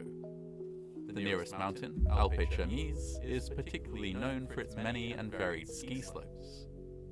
Tourists come from all over the world for the opportunity to ski there, and many of them stay in hotels and lodges in Cavallese. From Cavallese, visitors can easily access the upper slopes of the mountain by riding up in a series of cable cars. A gondola first carries visitors down into the valley before another takes them up to a midway station, where they can change to a third cable car to ride the rest of the way up to the Cernese mountain station. From there, a range of smaller ski lifts delivers visitors to the top of different slopes. This cable car system was built in the 1960s as tourism became more and more prominent for the town. For many years it ran without incident, carrying hundreds of people each day during the winter season. On the 9th of March 1976, at around 5 p.m, the cable car system was in use when it came to an unexpected stop. In the control room halfway up the mountain, seasonal worker Carlo Schweitzer was unsure what to do. He was new to the job and hadn't encountered this situation before. His training had been quite minimal. Fully trained and licensed workers cost significantly more to employ, and so the company which managed the lift system had been using unlicensed workers for some shifts in order to save money. Schweitzer used the telephone to contact one of his colleagues and ask for advice. He was informed that the cable jobs catch people each day during the winter season. On the 9th of March 1976, at around 5 p.m, the cable car system was in use when it came to an unexpected stop. In the control room halfway up the mountain, seasonal worker Carlo Schweitzer was unsure what to do. He was new to the job and hadn't encountered this situation before. His training had been quite minimal. Fully trained and licensed workers cost significantly more to employ, and so the company which managed the lift system had been using unlicensed workers for some shifts in order to save money. Schweitzer used the telephone to contact one of his colleagues and ask for advice. He was informed that the cable car had stopped due to the activation of an automated safety system. This was something that happened frequently whenever the system detected any kind of unusual situation.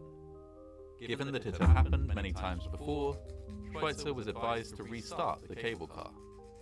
He hung up the phone, used a key to disable the safety system, and restarted the cable car. Less than a minute later, Carlo Schweitzer heard a deafening sound. The windows of the control room overlooked the lower part of the lift system, and so he was able to look out and see that one of the cables had snapped. The end of the broken cable flew back towards the control room, shattering the windows and forcing Schweitzer to take shelter under a control panel. He was unhurt, but the implication of the broken cable was clear. A catastrophic accident had occurred. Not far from the control room, a fully loaded gondola was approaching the lowermost station when the cable broke. 14-year-old Alessandra Piovesana was in the gondola along with several of her friends as part of a school trip. The gondola she was in fell around 70 meters or 230 feet to the ground below. She later described the experience. I was going down with my two friends, Francesca and Giovanni. We stood at the front of the cabin facing Cavallese. The ride seemed normal until we reached the middle pylon, when the car suddenly stopped. We stood still for maybe a minute, then it started again. Someone in the cabin started laughing. Someone said, "Hooch," as the rocking got stronger.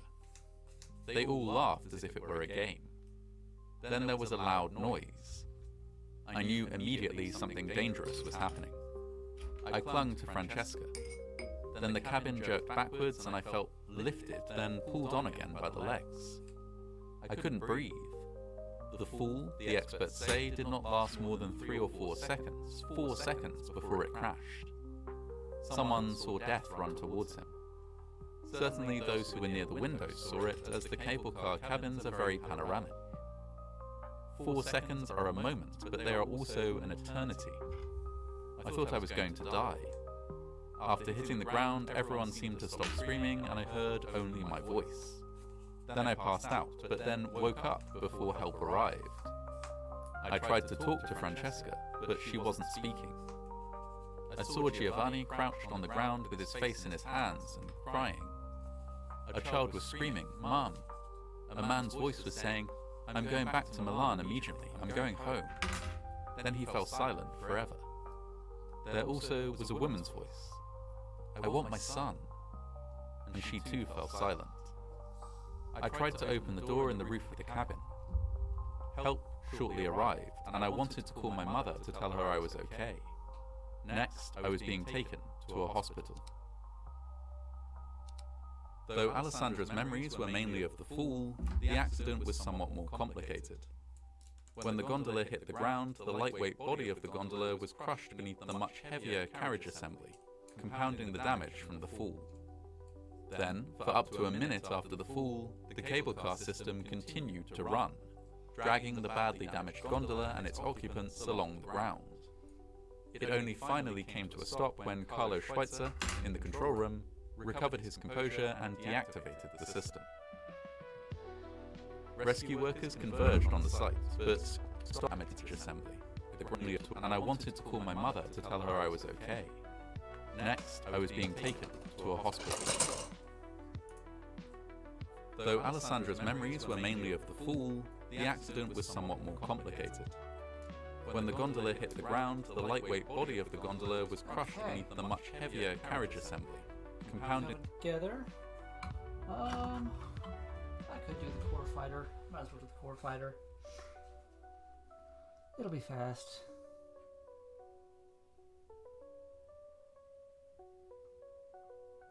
Core lander, excuse me.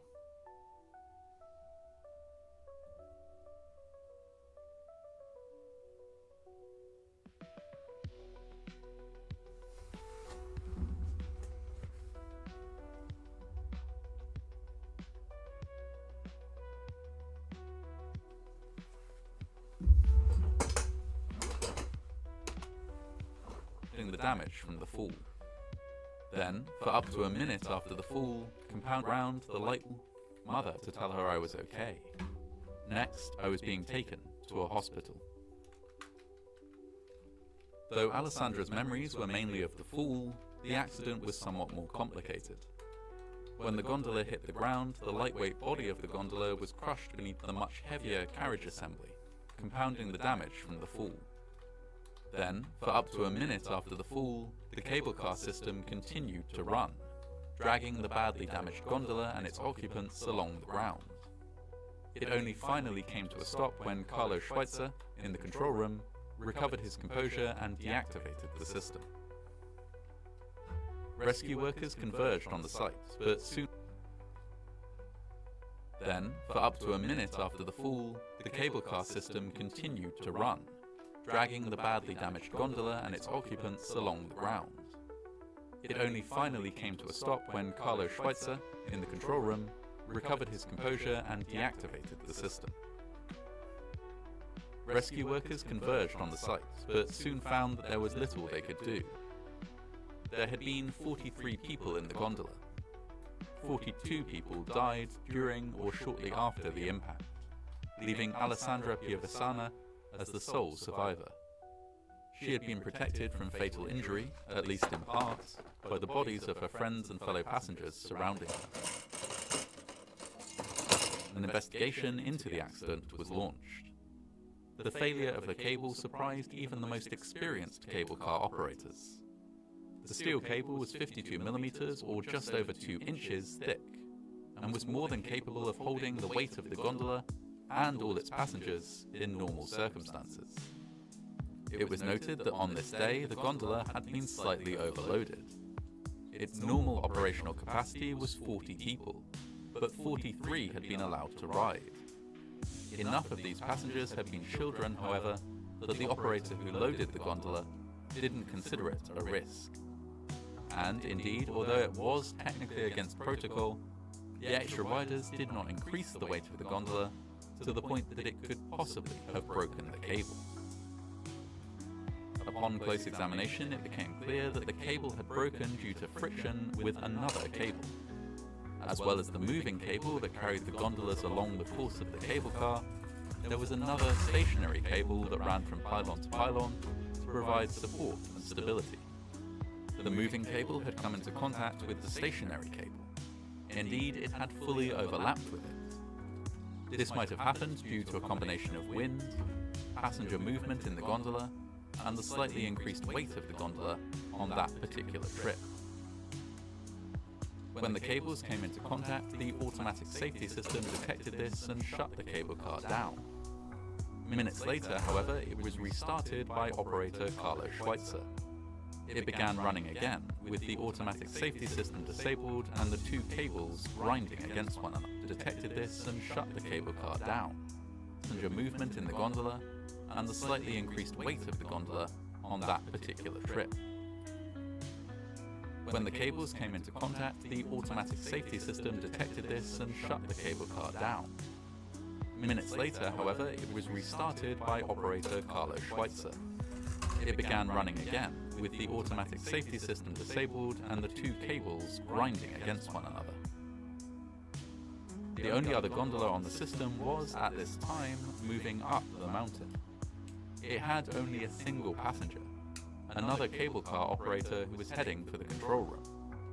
This individual reported seeing sparks emanating from the place where the cables crossed and hearing a loud grinding noise. He immediately attempted to use a telephone in his gondola to call the control room, but tragically, this telephone did not work. After running for less than a minute with the cables overlapped, the moving cable broke due to friction. The gondola in which the operator rode came to an abrupt halt, but the section it was running on remained intact and it did not fall. On the other side of the system, however, the cable collapsed and a fully loaded gondola plunged to the ground. Through the investigation, it became evident that the automated safety system was often switched off. The key which allowed operators to switch it off was supposed to be stored securely, either kept by a supervisor or placed in an emergency cabinet. It should have been used very rarely, and only by workers with suitable training and competency. However, when examined, it was clear that the key had been used many times, to the point that it was worn down from having been so frequently handled. Workers clearly had been frequently switching off the automated safety system. It was also found that the settings of the cable car system had been altered so that the system ran faster than was recommended by the manufacturer. This had been done intentionally to shorten the journey time and reduce queues at either end of the system. One result of this increase in speed was that there was more movement in the cables, and consequently more contact between the cables and more frequent activations of the automated safety system. With the automated system kicking in so frequently, workers had come to regard it as a routine occurrence of no particular consequence. Turning off the automated safety system had slowly become a normal part of their work, rather than something that was a rare and unusual occurrence. All of this was mostly unknown to Carlo Schweitzer. He was a postal worker, taking a break from his regular job to do some seasonal work in the mountains. At the time of the accident, he had been in the role for just a few weeks. He had received minimal training and was not licensed. As part of the investigation, he was asked to attempt the test that he would have had to take to become a licensed operator. He was unable to pass the test. Following a trial, Carlo Schweitzer was jailed for 3 years for his role in the disaster. He was released after 9 months. 3 other cable car operators and managers also received similar prison sentences. Over the months that followed, the cable car system was repaired and rebuilt. Though the accident was a source of great pain and sadness for many of the residents of Cavalese, the town remained dependent on tourism for its economy. People from all over the world continued to visit and to enjoy everything that the town and its surroundings had to offer. The 1976 cable car disaster would not, however, be the last time that a disaster would shatter the peace and happiness of the community. The sole survivor of the accident, Alessandra Piovasana, eventually made a full recovery. After 5 years of regular surgeries and rehabilitation, she was able to live a normal life. She became a journalist and by most accounts lived happily until her death from illness in 2009.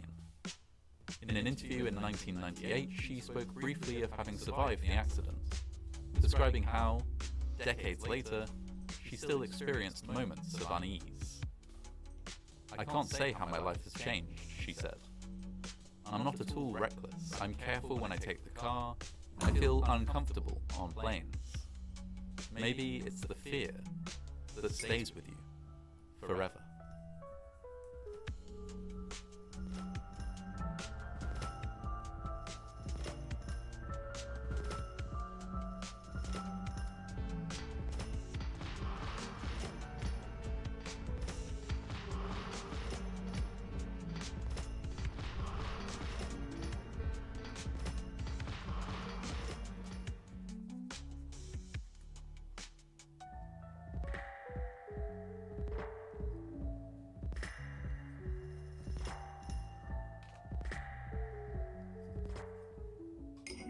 On the 15th of May 2011, police attended the scene of an accident in Brisbane, Australia. It appeared that a man had fallen from the 7th floor of an apartment building. As they questioned witnesses, it became apparent why. The man had been engaging in an activity that had, very recently, been prominent in Australian news, and rapidly gaining popularity on the internet. The man who had fallen from the balcony had been planking. Planking is an activity that consists of lying face down and immobile, usually with one's face against the ground and one's arms by one's side. It is often done for comedic effect. People either plank in public places to see what reactions their unusual behavior might provoke from passers-by, or in strange or amusing locations to document and share online. Activities similar to planking have been traced back to as early as the 1980s. One of the earliest recorded instances is found in the 1984 yearbook of Woodway High School in Edmonds, Washington. Planking was a fad amongst a small group of students at that high school. It began when 2 boys were walking through a park, came across a baseball game, and decided to lie face down nearby to see if they could distract the players. This activity struck them as so amusing that it soon became a popular activity among their friends. They called it face dancing. Many years later, in 2007, 2 schoolboys in England came up with a similar game. They and their friends began to share pictures of themselves lying face down in unusual places, much to the puzzlement of passers-by. One of the group created a Facebook page, spreading the game beyond their immediate friendship circle. They called it the Lying Down Game. The first people to refer to the activity as planking were a group of friends from Adelaide in Australia. With no knowledge of face dancing or the lying down game, they came up with the idea of lying face down in public places as a harmless prank, and started a Facebook page to collect photographs of people doing this in 2008.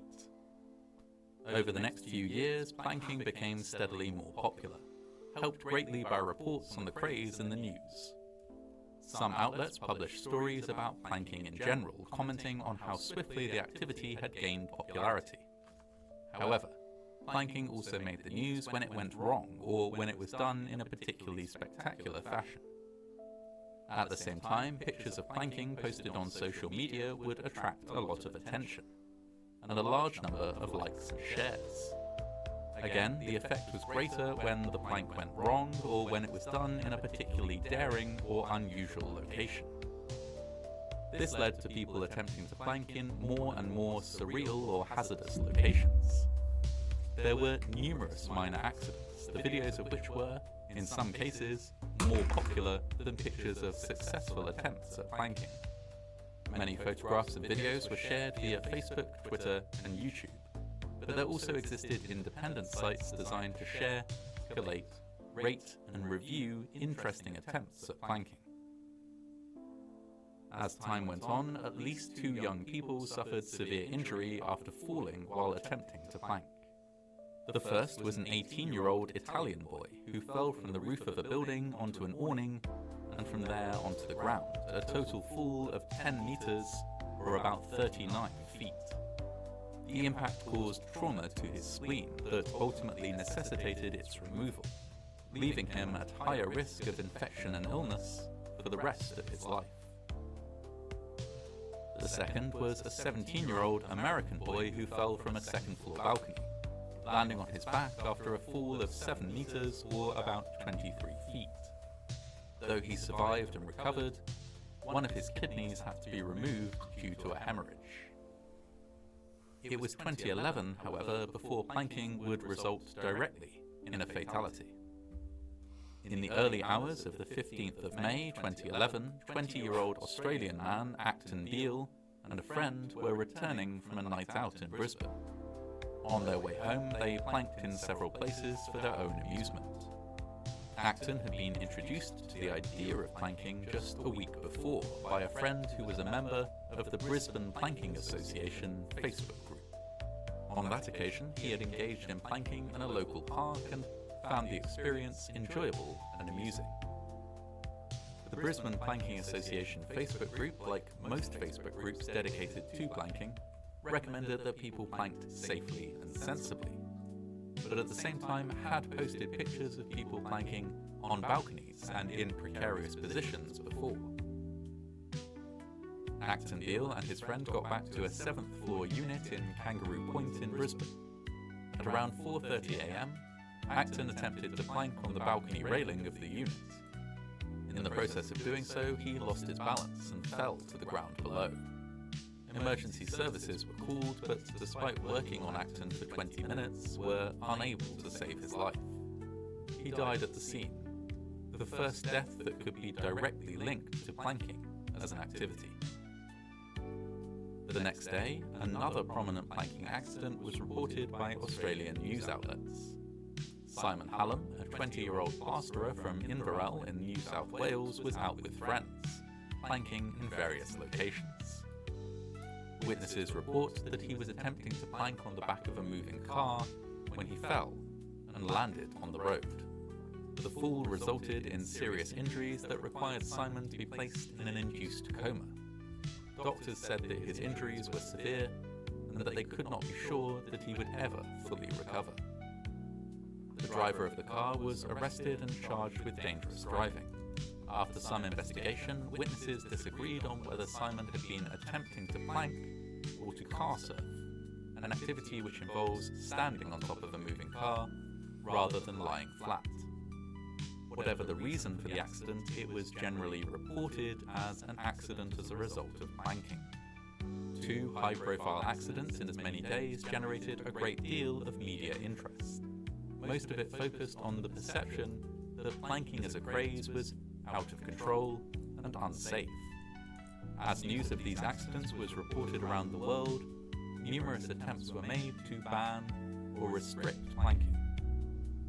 Although there were suggestions in some countries, including Australia, that planking should be made illegal, this was considered impractical and impossible to enforce. Instead, irresponsible planking was generally punished using existing public nuisance laws or by private institutions. In New York, an employee of the video game retailer GameStop was fired from a job he had held for 4 years after pictures of him planking in his workplace were posted on Twitter. Although the shop appeared to be empty at the time, GameStop alleged that he had taken the pictures whilst on duty and that posting them amounted to gross negligence. He was therefore denied unemployment benefits following his dismissal. In the UK, 7 employees in the Accident and Emergency Department of the Great Western Hospital in Swindon were suspended for planking while at work. They faced disciplinary action after photographs of them planking on the floor of the hospital were posted on Facebook. Their actions were not considered to pose a physical danger to themselves or others, but rather to be unprofessional and in breach of rules relating to infection prevention and control. In Australia, police charged 3 men with a public nuisance-related offence after they were seen attempting to plank on top of a moving vehicle in the city of Toowoomba in Queensland. They were issued with on-the-spot fines, while the driver of the vehicle was required to attend court on charges of dangerous driving. Around the world, many more people were fined, injured, or lost their jobs as a result of planking. Interest in planking as an activity peaked in 2011 and declined swiftly thereafter. Other crazes gained popularity, and planking-related stories stopped regularly appearing in the news. Over time, the popularity of planking declined dramatically. The life cycle of the planking craze of 2011 was a short one, but it had several things in common with other crazes that have ultimately resulted in death or injury. In particular, the sharing of images on social media, incentivizing more and more dramatic pictures and stunts. Planking, as invented by a pair of British schoolboys in 2007 or a group of Australian friends in 2008, or as a prank by a group of high school kids in 1984, is essentially a harmless activity. An odd, absurd prank that small groups of people have been enjoying for generations. In the internet age, however, this and other pranks have the potential to accelerate to a degree that can be dangerous or, in rare instances, even deadly.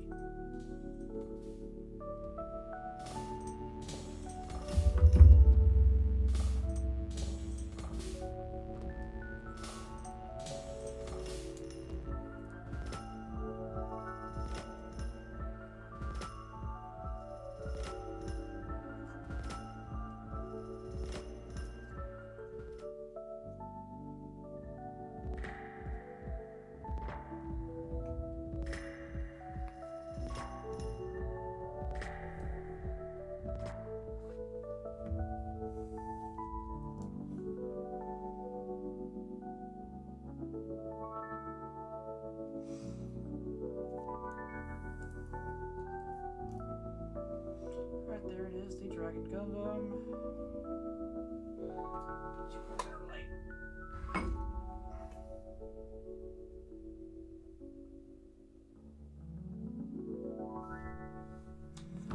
Alright. I still need to build the action base, the accessory bits, but it's like 99% done, I guess. Yeah. I'll do the rest. I don't know, maybe tomorrow or something. No, I'm spoken for tomorrow, spoken for Friday. I guess I could still, because it's not a lot left, so I could do it on Friday anyway.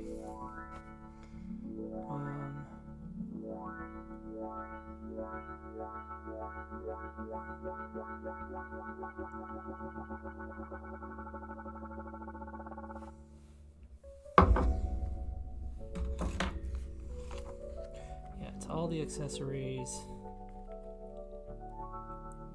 Flags, the extra arm bits.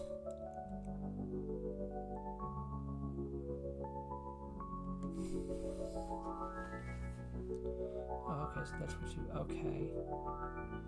That's why it separates.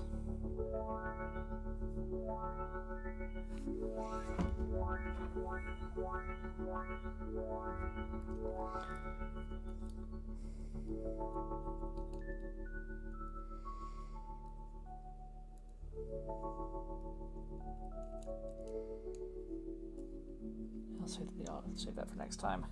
Okay, so it looks like here it is, the Dragon Gundam. Next time for my next stream, like I said, Friday or so, I will do a comparison with the God Gundam that I have.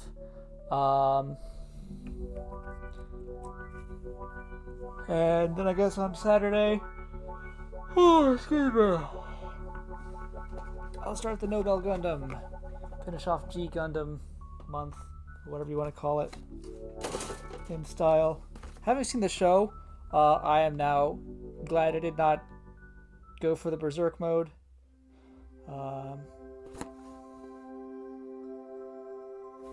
That's a different story. Anyway, this has been Free Build Friday. I've been King Kuga. No, it's not been Free Build Friday. It's been We Build Wednesday. I get my days of the week mixed up. I'm sorry.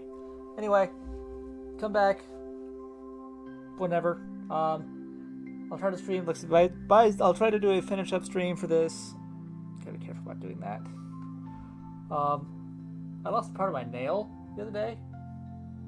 Don't know how. Got a little chip out of there. So I gotta be careful with that. I've actually been keeping a bandage most of the time, but it's easy to absentmindedly do stuff with it.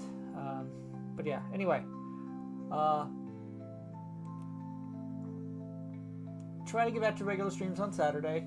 The reason I didn't do it last week was just because of scheduling issues with friends with other stuff. But I shall try to get back to regular streams on Saturday. Snap Together Saturday is kind of my thing. If needed, I'll switch with Fridays for Free Build Friday. But that's the plan. Other than that, we'll see you all. Like I said, probably tomorrow or Friday. I'll wrap this up, just with the action base, the accessories, and all that stuff. And until then, have a great rest of your night. Thank you for calling. Thank you for coming. Excuse me. I was in work mode for a second there. Alright. I think it's time I went to bed.